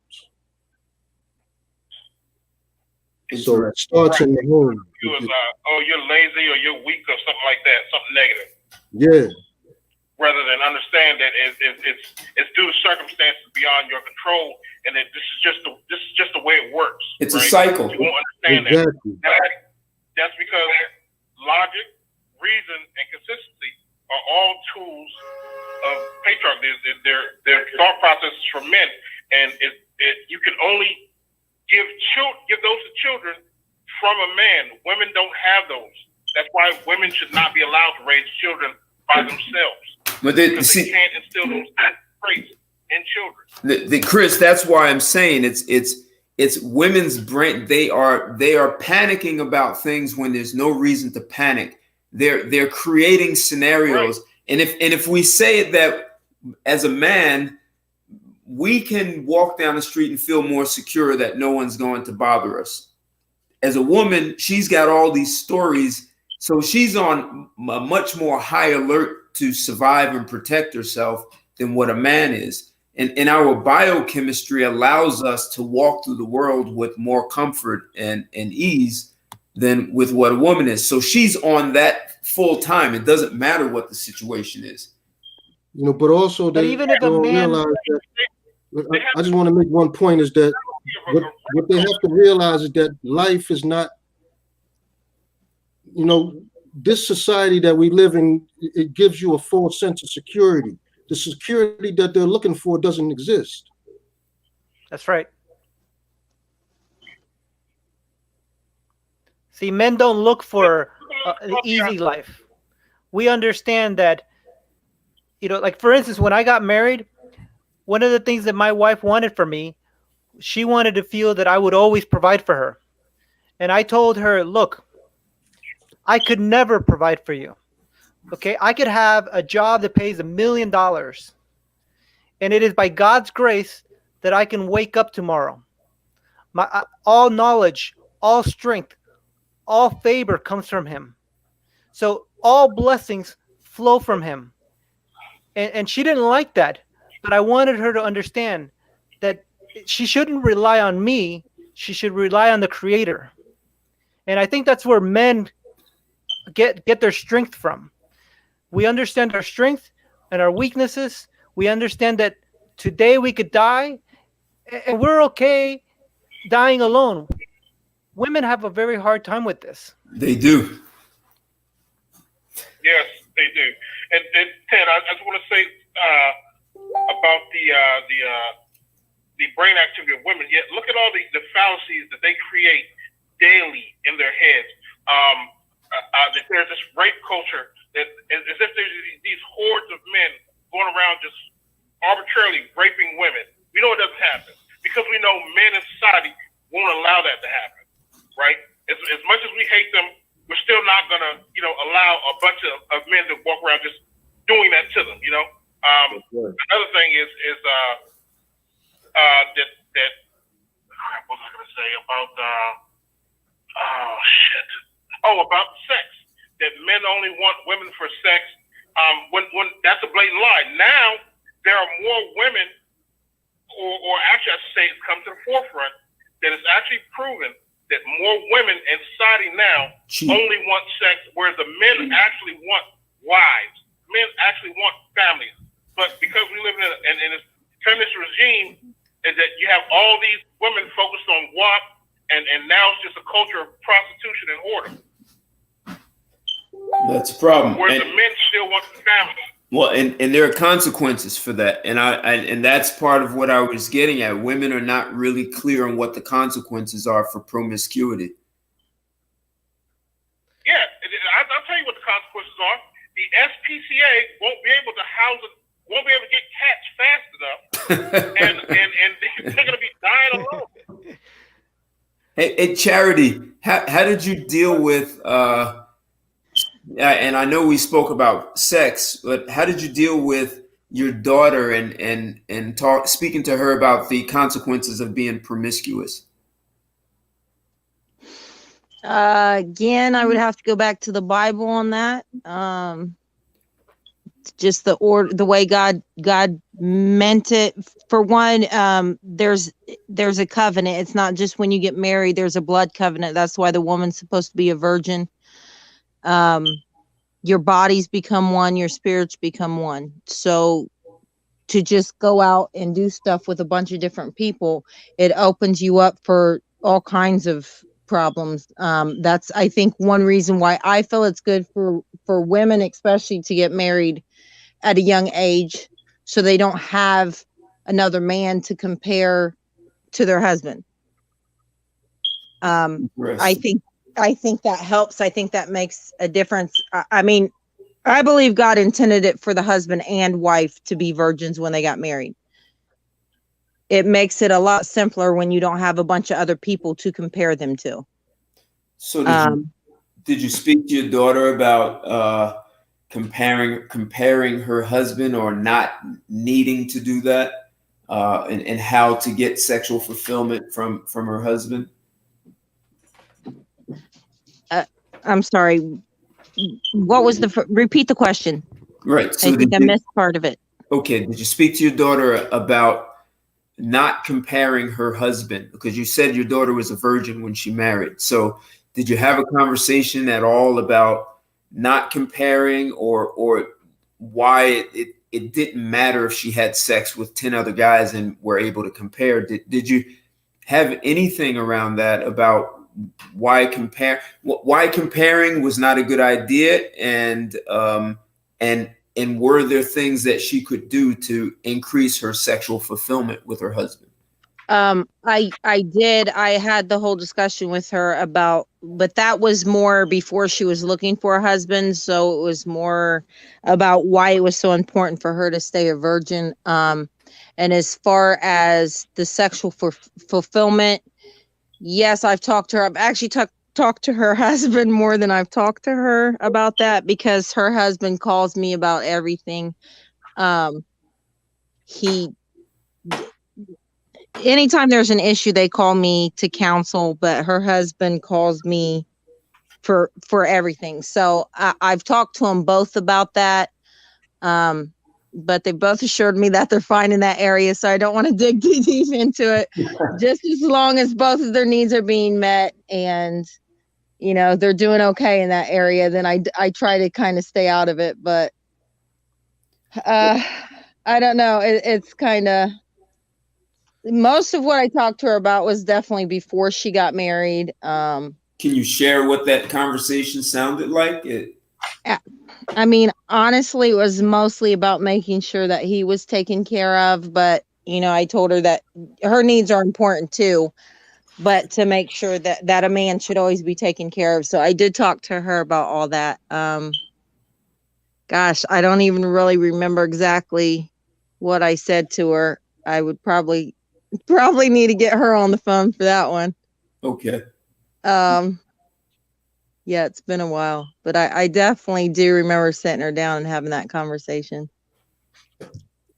No, So I think I just want to, like, for me with my daughter, I would just explain it to her like, look, according to the scriptures, there's 3 types of relationships that a woman gives to a man. Okay, she's either a wife, a concubine, or a prostitute. A wife submits to her husband. It sleeps with him. A concubine sleeps with the man but doesn't submit to him, and a prostitute doesn't submit to him and sleeps around. You just have to ask them, what type of woman do you want to be? Now, obviously, naturally, girls want to have families and they want to have a knight in shining armor. They want to have someone that will protect them and take care of them. So if you tell them very clearly what consequences will what category they will fall under because of the consequences of their actions, then I think that they can limit it down to, well, I want to be someone special, so I have to make choices that won't lead me down that path. Okay. So we live in a society that says women can have their own money. I have an education. I'm smart. I can get this professional job. Like prostitutes. And right. So there was a time where, the mother, the grandmother, the aunts provided an education. Let's say even before there were public schools, right? There was an education about how to be a good wife and a good mother. So we've walked away from that. How do you all deal with that? Anthony, I'm asking you also, how do you plan, or how have you helped your daughter understand how to find a good husband and what she was responsible for when she found him? Because the mindset is, I don't need the guy. I can have my own. So I don't have to submit. I don't have to do anything. But so what I'm asking is, how did you educate your daughters in a contrary to what our general population is saying? Well, my daughter's 19, and she lives in Macon with her mother, but she's moved out the house. Her and her mother at times don't get along, so that relationship is kind of rough because I don't really have access to her in my vicinity like I used to. So, like, I need to go down there and see her. She's supposed to come up here in December, but I do talk to her. I tell her, I try to talk sense into her head, and tell her that no matter what you and your mother are going through, along with respecting your mother, you need to at least listen to your mother, because she doesn't want you to go down the road that she went. And I try to tell her, she has a boyfriend. I tell her, like, I have a lot of work to do, but I instill in her that right now you don't need children. You need to go back to school, things of that nature. What? But I have a long road with her because she's already sexually active. But if I could get to meet the young man she's with, not to bring him up here, but when I go down there to go see her, I would like to sit down with the both of them and see what it is that, what their plans are. But, right now she's 19. She needs to be, I got, like I said, I have a lot of work to do with her right now. So. Okay. But you have other daughters. So how do you, because most girls are going to want to get married to a guy like Edwin was saying, the knight in shining armor, they're going to want to have children. And if, I don't, Charity can tell you what it was like being a single mother, and it had some possibly long-term consequences on her physical health, being in that situation. So I think most girls want to grow up and be a wife, but the other two, they're 5 and 8 now. So I guess it starts right now with them. I haven't had that talk, but I don't like the situation between me and their mother. I really didn't want them to see or to be raised outside of the house like my other two children. Right. So I'm still kind of, but you get my question, Anthony. Like, how do you prepare them to be a good wife? And if she's going to be a good wife, that means she's going to want to find a husband, a man who will appreciate that. And girls are being taught you don't need that good guy. You can just go. I don't agree with that. I really don't know, but that's something, because since they're young, I need to teach them certain principles. Right. Right. Chris was saying that. Right. There's certain principles. Right. But to teach my children that they don't need a man, that's not. No, I can't. That's false. So how do you deal with that, Edwin? How do you have okay? So I would tell, like, if I was in a similar situation where my daughter's now a teenager and I find out that she's sleeping around with some guy, I would go to her and I would say, you are no longer under my roof. You have joined yourself to a man.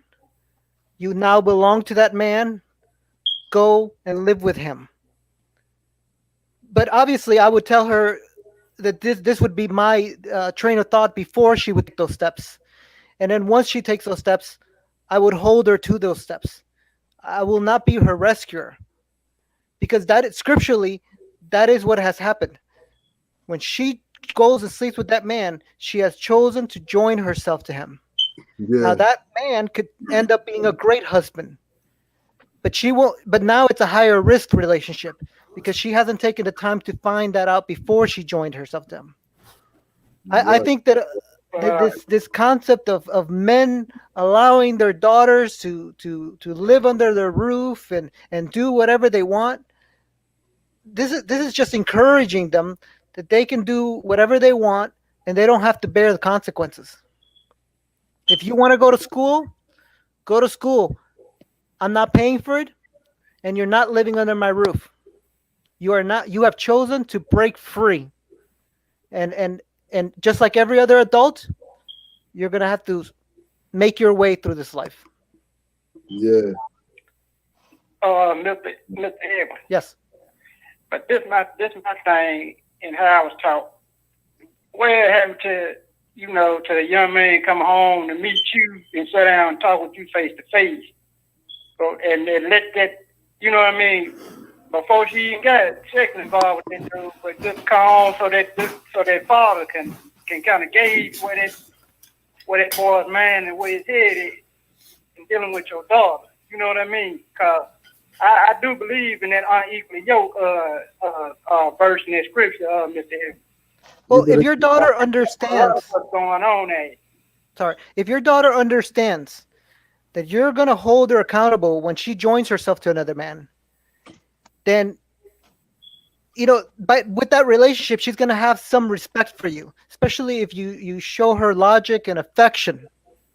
So this whole concept of daughters bringing their boyfriends to their fathers, it was a way for them to because they're fickle and because they have a hard time making a decision, it was their way to verify that they were making a good decision.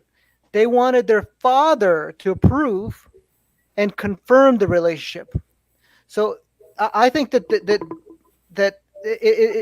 the answer is having your daughter respect you and having that loving relationship where she wants that confirmation from you. But if you're not really involved in her life, she's not going to seek your confirmation, and that's where you fell short. Yo, let me ask you a question. Now, remember I told you my daughter, she's supposed to be coming up here in December. I'm supposed to book her ticket to come visit me in New Jersey. So, but she wants to bring her boyfriend. She's 19 years old. She's out of the house. I'm kind of on the fence about her coming up here with him, but at the same time, she's already out, and I don't want to condone it, and I don't want to abandon her. Yeah, abandon her. So, do you think that I should go ahead and let her bring him up here? They don't come stay at my house. They're gonna have to get a hotel and stay, or should I just tell her? Because the way I'm thinking, I told her the last time I spoke to her, I said, why don't you just come up here by yourself this time? And then, So the way that I would handle that is I would treat that man as if that's her husband. Right. And I would enforce that in her mind. You've chosen this man. So this is now your husband. And I would try to get her to treat him like that. Now, if the next year she wanted to bring another guy, then I would tell her no, and I would say I did not raise a prostitute. Right. Okay. So, and it sounds like she may be looking for your guidance, Anthony. Like she may be looking for your guidance and input. Yeah. So let her come on up here with him, but they're not gonna stay at my house. They're gonna have to get a hotel room. But she can come up there. Question, Anthony? Yeah. So you said you're paying for her ticket, right? I'm paying for her ticket, not his. He's gonna have to pay his own ticket if he comes up here. But you asked her to come alone, and she told you no. She was bringing him, right? No, she didn't say no. She told me, because I talked to her the first time I talked to her about it. I said, okay, well, all right. And then the second time I spoke to her about it, I had some time to think about it, and I wasn't too keen on him coming because I hadn't seen her in a while. So I told her, why don't you just come up here this time by yourself? And she said, okay, well, I'll think about it. So it's getting closer to December, and I want to see her, and she needs to see me. So, because I have a lot to talk to her about. But I don't want to, like you guys were saying, I don't want to tell her, oh, don't bring him up here like I'm abandoning her, or disrespecting her. No, it's not abandoning. That's the thing. You're not abandoning her. You're just you have to set boundaries. You have to set standards for yourself. If you don't set standards for yourself between you and your children, then it leaves you in limbo, and it leaves them to treat you any way they want.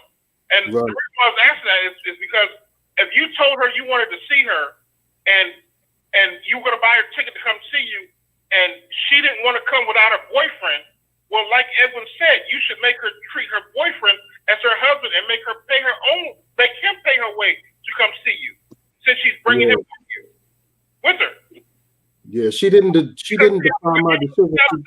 If you don't establish that boundary, if you don't set that boundary right there, then whenever something happens, let's say for example, her car needs fixing, right?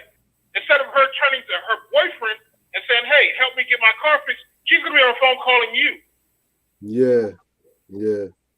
I get what you're saying, Chris. Yeah, I agree. And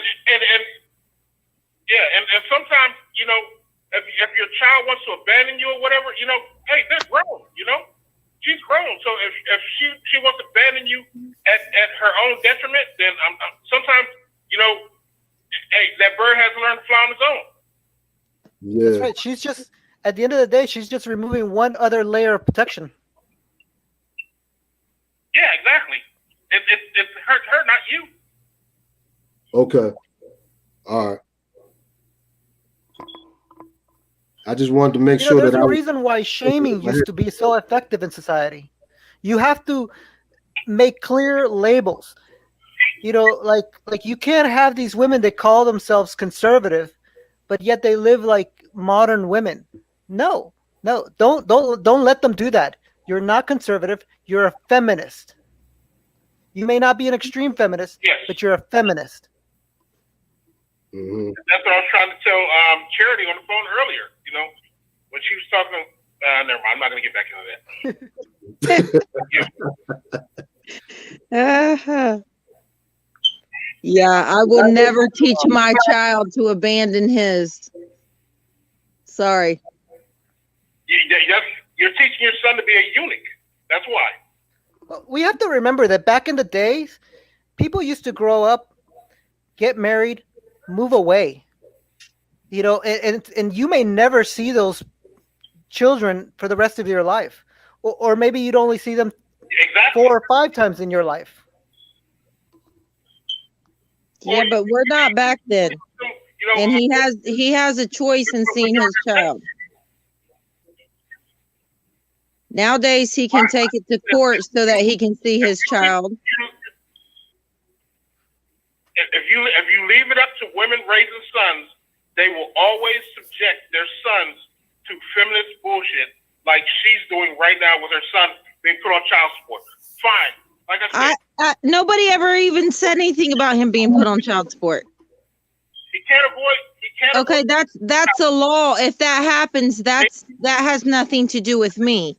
I'm talking about him being there for his child, not abandoning his child, and loving his child. It is not his child's fault that he made the mistake he made.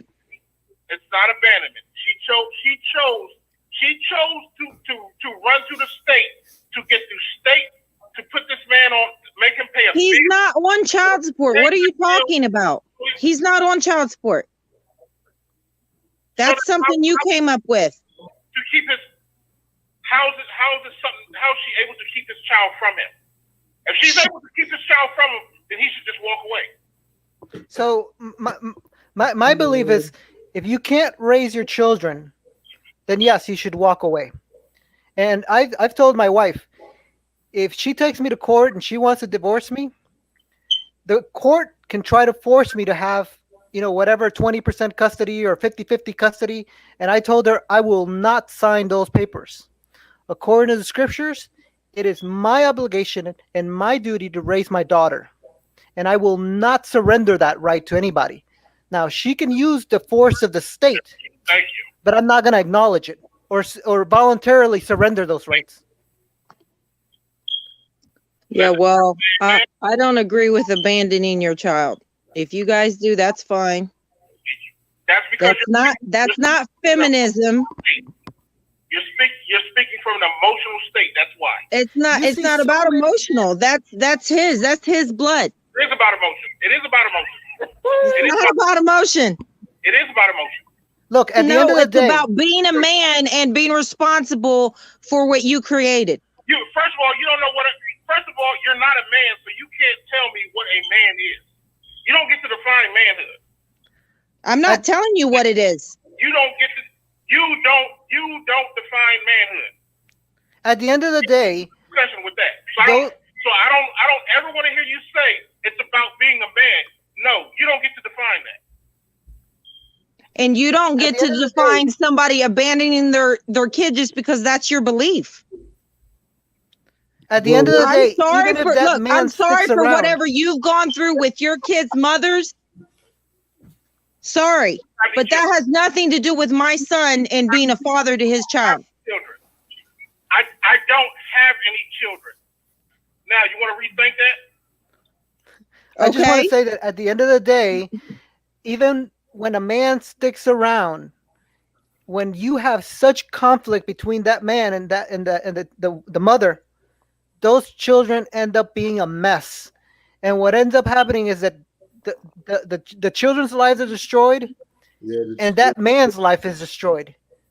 And what are the statistics? So I and agree. what are the He should walk away. statistics for a child that grows up without a father?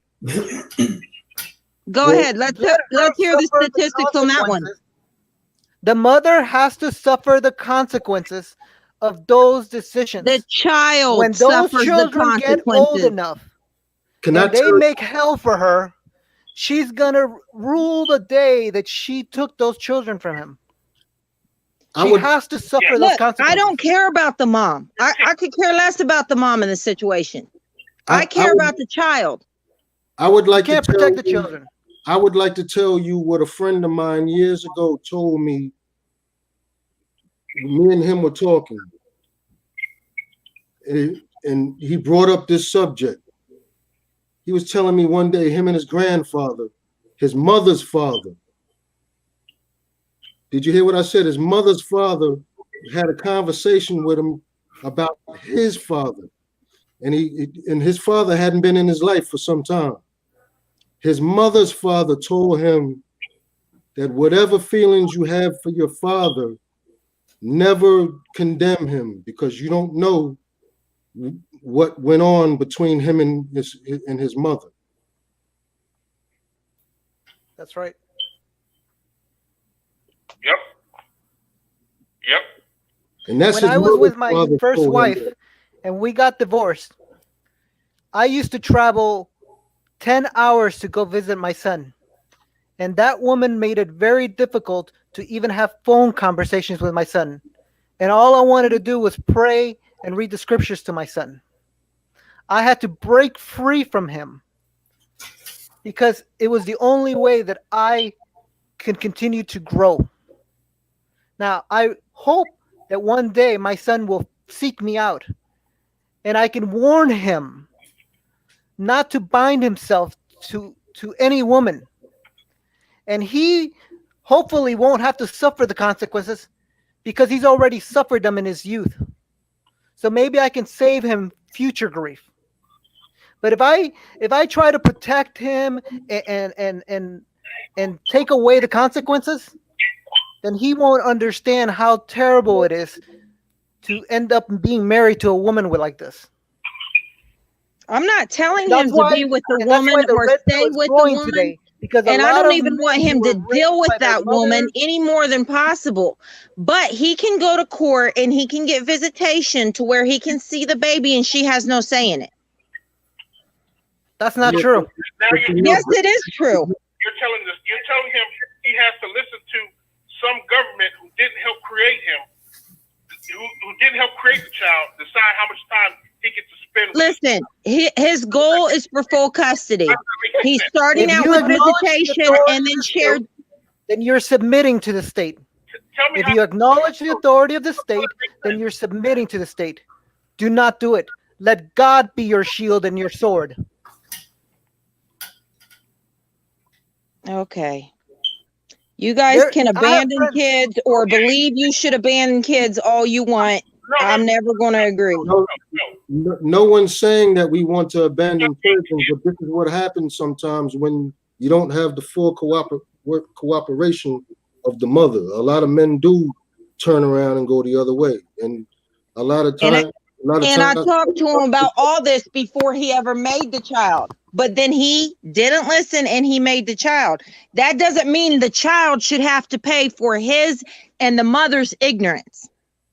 But he will. Oh, he will for sure. But that don't mean you just abandon him. It doesn't make it right. But you know, it doesn't happen. It doesn't happen just like that. A lot of men just don't abandon their children. They go through years of scrutiny trying to see the children before that even happens. Oh, I completely agree with that. There's a lot of women out there that have no right being mothers. There's a lot of women out there that try to keep their kids away from the fathers, or they try to use the kid as some type of control. I don't agree with any of that. I think they should be sitting in prison, personally. I mean, Look, that doesn't mean I agree with men just giving up and walking away either. They can go to court. They can get shared custody. They can go to court and still be able to see their kids. I've worked for attorneys. So you can't tell me it's not true. The only reason why we're finding ourselves in the courthouse. I've done all this. No man should. The only reason why we're finding ourselves in the courthouse is because we think that we have to fight for this stuff. If men stopped being in conflicting relationships with ex-wives, and if they stopped being foster dads, stepdads to the children, and let the women bear the full consequence of raising children without that male presence, I guarantee you they would turn those children over to their dad. Back in the day, when divorce used to be seen as an ugly thing, and women were almost separated from society. Did that happen for you when you turned it over to your ex-wife? Did she give you the kid? Hold on, Charity. Hold on. Let him finish, Charity. So there was a time where when the children would reach their teenage years and the mothers couldn't handle them, that they would call the father and say, I can't handle this child. Can I send him to you? Now the man has full authority to raise that child. Okay, but when you just said you walked away, so when you walked away, did the mother give the kid over to you because she couldn't handle it? You just said that's what will happen. You just said that's what will happen. That if the man just walks away and gives her full responsibility, she won't be able to handle it, and she'll give the kid over to the father. Is that what happened with you? Listen, in today's society, there's lots of men that come in and they help her out, and the state being the greatest of them. So these women are not reaching that point of being suffocated by the consequences. So no, they're not doing it. Here's what he's saying in a nutshell. Women are willing to do this because it's like you wouldn't jump out of an airplane unless you knew you had a parachute. You remove that parachute, that person will keep the ass on the airplane. That's right. They won't jump out because they know. Okay, but what you got to look at the day and age we live in. If you know that's true, then you're basically saying make a choice to abandon your child. It's not abandoning your child. It is. You're just waiting. It absolutely is. No, it's not. Yes, it is. It's not. It is. It is. You can't claim that you want equality, right? But then when you're given that equality and the responsibility of raising a child by yourself, claim that you're a victim and that man is abandoning the child now. You can't have it both ways. Nobody's talking about being a victim. I was a single mother, but I never did that with my kids. I never kept my kids away from their fathers. I never try to use my kids as a tool to get what I want. That's retarded. That's making the child have to pay for your guys' problems. But there are a lot of women that do that. Just because those women do that doesn't mean you should abandon your child. You know what else is retarded? Letting some state decide, tell a man how much time he can spend with his child, how much money he has to pay for his child, when the state didn't help create that child. Well, hey, I agree it's not the best option, but if that's the only option you have as a way to see your kid, it's not an option. It shouldn't be a option. That's right. It is. When you have joint custody with your spouse, the child doesn't belong to either of you. It's the ward of the state. It's a ward of the state, exactly. It's not even your child anymore. It's not a ward of the state. When you have joint custody, if you have joint custody, that's what happens. No, it doesn't. That is not what happens. You have joint custody? You've gone through that? Yes, the child is not a ward of the state if you have joint custody. Well, that's incorrect. Chris, I can prove that she's wrong. they right to the child. They become a ward to the state. Ted, the reason, the way to prove that you're correct. If the mother has custody of the child, and the mother becomes a drug addict or whatever, before that child is given to the father, the child is put in foster care first. That's right. The child is just automatically given to the. It's the ward of the state. The state. Not if both parents have shared custody and one of the parents gets on drugs, the child automatically goes to the other parent with shared custody. Now, if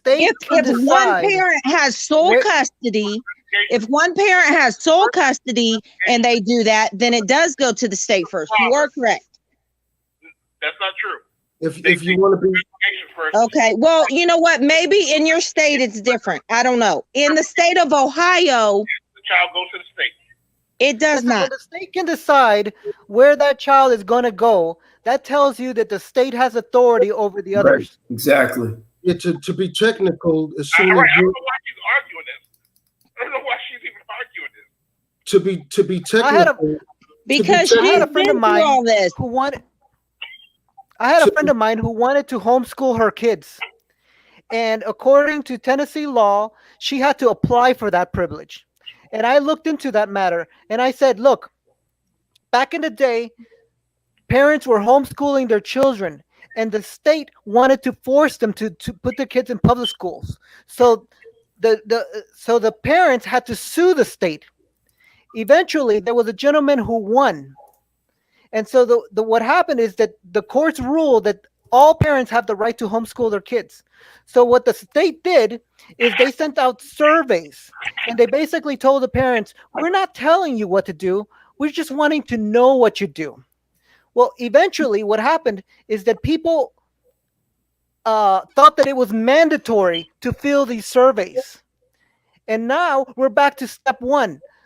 The state is telling the parents, you can only homeschool the kids if you follow this curriculum. The moral of the story is you do not ask the state for permission. What God has always... Maybe in your you do realize different states have different law, right? Same stuff. But ma'am, not the same stuff. Different states have different laws. Anthony, go ahead, Anthony. What were you going to say? Yeah, this is what I want to say. Now, the gentleman that was just talking, I don't know why I keep forgetting his name, but anyway, on the subject of the state,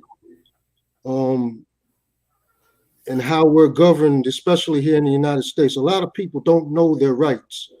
Now, as soon as the child is born and you sign a birth certificate for them, they become a ward of the state. And henceforth, after that, the government, unless you educate yourself on your rights, the state, yes, can tell you what to do, but it should be it's in your best interest to live by the words of God and not by the state, like he's saying. And that means coming out of the system. And everybody, and I know people are going to tell me I'm crazy, but until people learn to govern themselves, that's the problem that they're going to have. See, I didn't sign a birth certificate. I acknowledged it, but I never put my signature to it. Yeah, so what I'm saying is until people learn to become sovereign again, the state's going to continue to tell you what to do with your children and with yourself, and they're going to tell you how to run your relationships. And this is what we're dealing with right now with this election. I don't care what political party you decide to run with. They're both lying to us. They're basically leading us down a road to destruction. So that so man, this is what he's trying to explain to you. Until we get back to living by the word of God, living by the state is gonna be a destructive road. We don't owe. Well, I just want to say, Anthony, like you look at when people get sick, back in the day, they would rely on ancient wisdom, Right. by their grandparents and their great grandparents, and they would pray. Today, we put our faith in the institution that was designed by the Rockefellers. Right. And it's the same thing when we have legal problems. Exactly. And I know exactly where you're going. So instead of living off the earth to heal us, we're running and going, getting benefits from the job and running to the hospital, which leads us down another road. And like you were about to say, instead of holding counsel among the family to settle our marital problems, we're running to counseling and marital court. And you can't win against the state because they're willing to use violence. Well, we're going to have to contest that, brother. Have way more power and money than the individual has. So how we counterbalance that, Chris? Easy. You don't involve them in your affairs. You don't, like everyone said, you have a child, don't sign a birth certificate. Because once you do, the child's now a ward of state. You have problems you have problems with your wife, don't go to marriage counseling. No, you get the family together, your side, his side, you sit them down, you put everything out on the table, and you let the family discuss it. And if you have a woman that doesn't want to do that, get rid of her. If she doesn't want to sit down with her father, her mother, your parents as well, and the family, if she don't want to do that, get rid of her because you're going to have problems. And listen, that arranged marriages made it easier for that because the whole families, both sides of the family had a vested interest in the success of the marriage. So they were there. So they still served as a support structure, and we've lost that. Yeah, I'm not letting brothers off the hook, but a lot of women don't want to do that because they don't want to be held accountable. That's why I asked about consequences earlier. Marriage used to be where women became the employee of their husbands. It was a business. Now they look at marriage as a retirement plan. Unfortunate. Yeah, it's a 401k plan for them. That's right. So, and that's why they're so willing to run to the state all the time, because the state is all, like I said before, men out earn women. So women, the state loves it when women come to them because they're always going to side with the women and put men on the hook financially because that's the state creating a wage slave to fund itself. And if you're not careful and you stay with a woman who is against you, she will accuse you of either physically or sexually hurting her, or physically or sexually hurting the children. And it doesn't matter whether you never did those things. Good luck.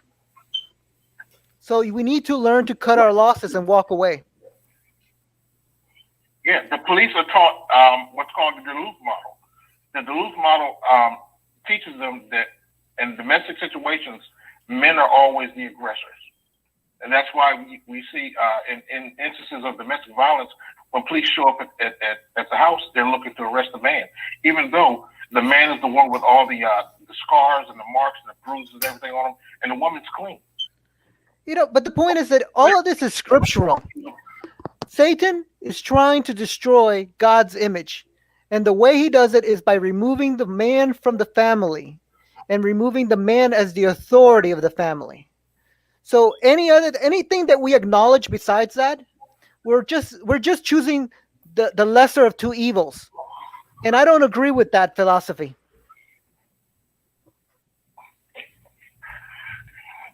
Yep, agree.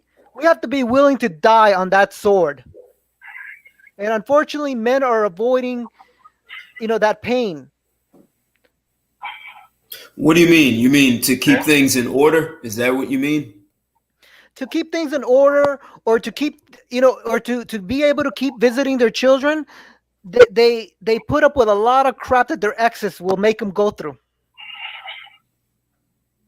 So taking a stand and having serious boundaries that you can't cross this boundary. You have no access to me beyond this. Right. So if the state told me that I had to pay child support, I would tell them no. My contribution to my children is to raise them. Anything outside of that is slavery and extortion.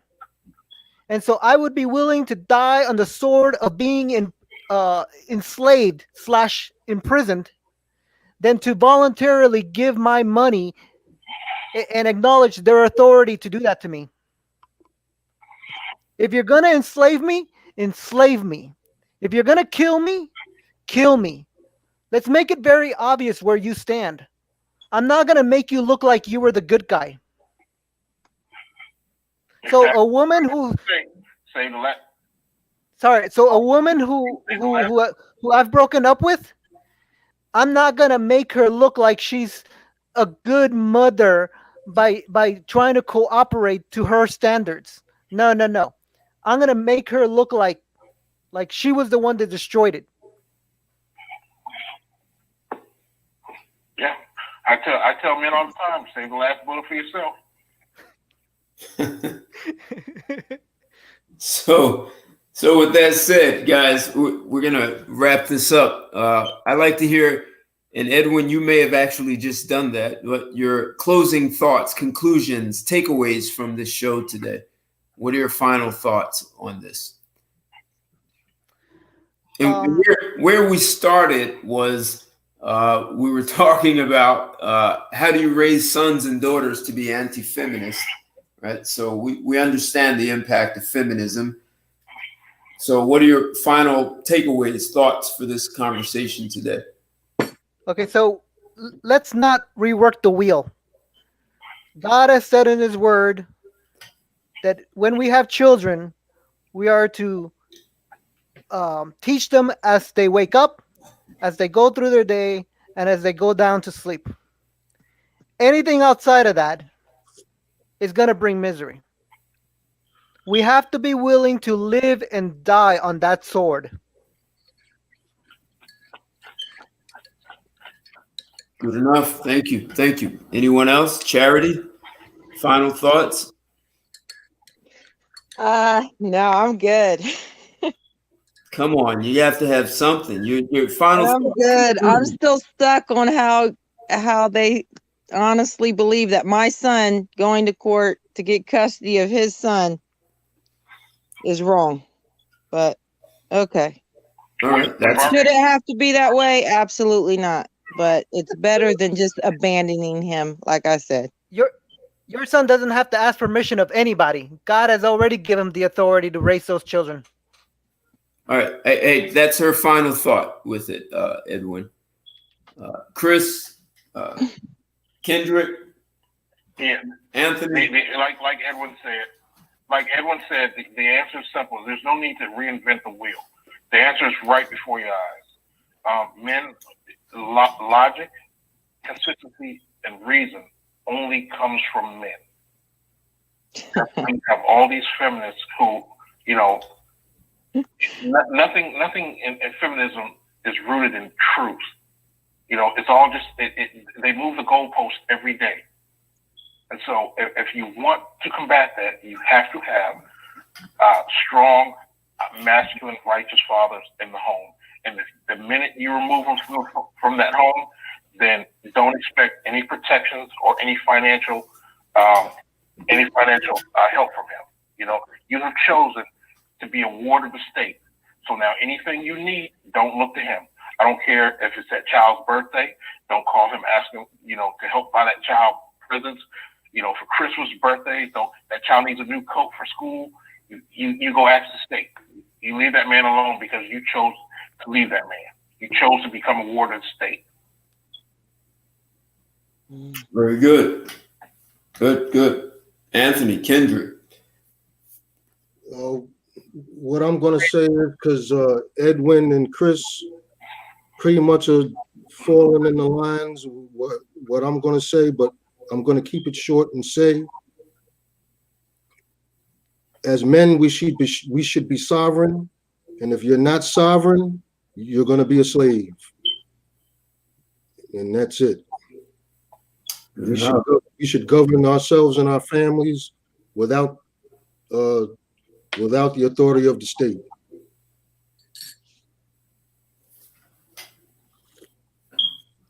Kendrick, very good. Thanks, Anthony.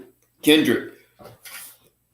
Well, as always, Ted, I stand in agreement with Chris and Mr. Edmund, because the only solution to this that I can see, Ted, until we get back to this nation, get back to doing the basic principles, where raising our kids and doing what we were supposed to be doing from the get-go, man, is the backgrounds and the teachings of what we were supposed to be doing. We wouldn't have all this feminism mess. So I appreciate all you brothers and even you, Ms. Cherry. So that's all. Thank you. Yeah, definitely. Thank you, everyone, for a really lively. Thank you for being expressive and really saying what you're thinking. I think these are the kinds of conversations that definitely need to happen. We spend so much time attempting to be politically correct. Part of it is we're not even really listening to one another, and there are things that need to be said, and no one is saying them. And for the feminists, you know what? I'll support feminism. And for all the women who are staunch feminists and believe they can do whatever a man can do, I would never stand in their way. I think we should just send them all to an island and let them show us that they can do everything a man can do. Don't take any men with you. Take the clothes on your back and do just what men did. Start a society from scratch and build your own roads and drill for your own oil and do everything that we've done. I mean, and that's the position men should have taken decades ago. That if you really are dissatisfied with the way society is and with men, then you should pack your bags and go. As opposed to asking other women to start hating men, we have these hateful relationships between men and women that are not even natural, a battle of the sexes. Nature didn't call for that. So if those women really want to show that they can do everything a man can do, pack up and go find an island. In the meantime, it's really men are going to have to take a stand, and some of them may sound extreme. And to you, Charity, it may sound, it may even sound harsh, but we've gone so far in one direction that it's not working. And feminism is not going to bring any sort of logic and balance back to it. So are there any cut and dry solutions? What I'm doing in the morning, because I might have to. Hey, Anthony. Yeah. Excuse me. Let me.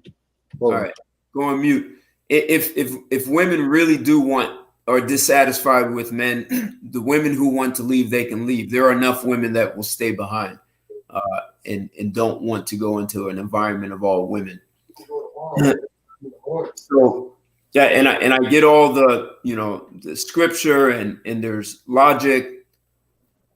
There's a lot of behaviors that need to be trained out of our society because more of it is not going to help us in the future at all. So, well, if I may say this, the current situation we're in, a lot is going to have to be bred out of our community. Well, this is a nationwide problem, really. It's nationwide. And that's why I'm suggesting these women who really do have disdain for men, they should pack up and leave or ask for 100 square miles in the US where they can just chop down the trees and build their own civilization and show that they actually don't need men and no one will get in their way. But that's not going to happen.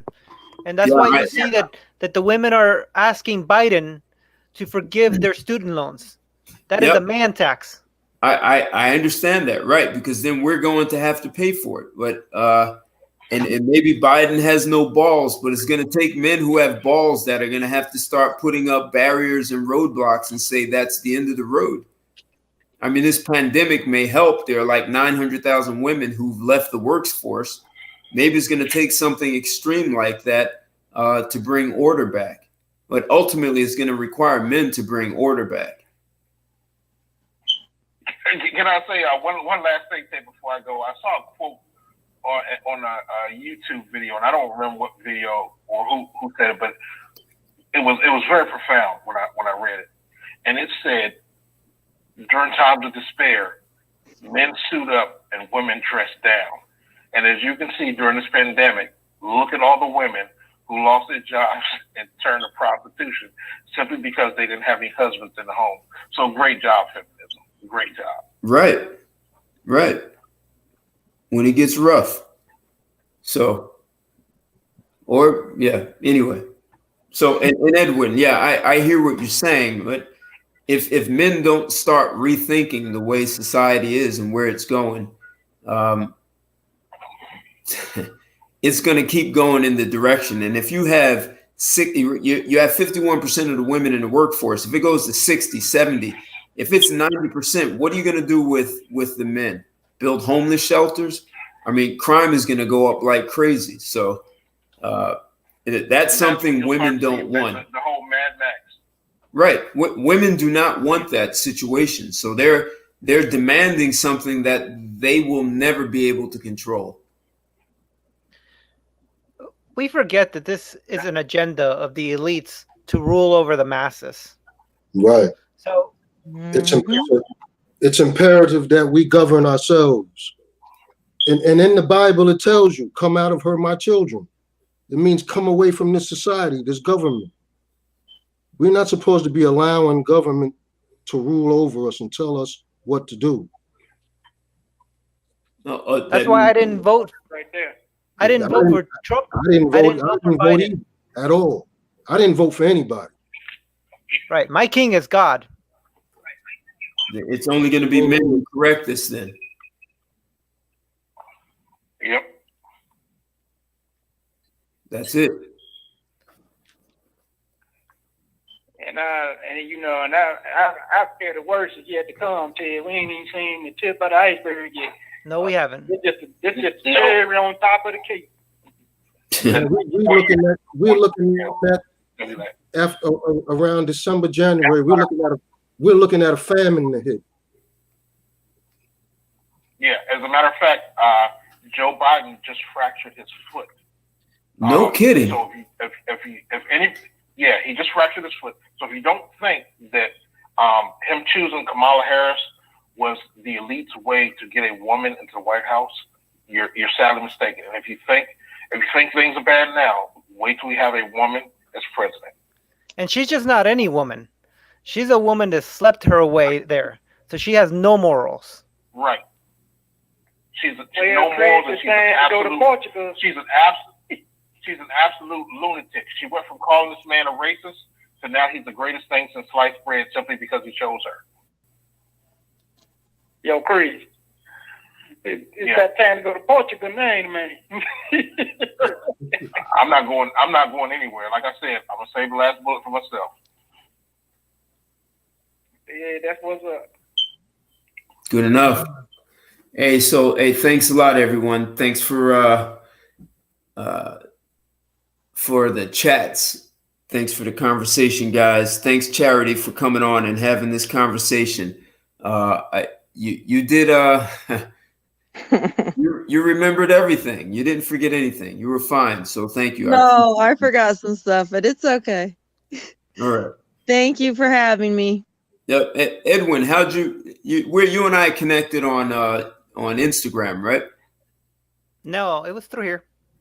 Oh, through here. All right, cool. Thanks for joining. This is I've seen you in the chats before, so thanks for joining in and giving a really deep perspective. So thanks for that. Hey, I love the conversation. Next week I'll be back with something just as provocative. If you guys have any suggestions, like I said, this one came from Alex. Chris is always giving great suggestions.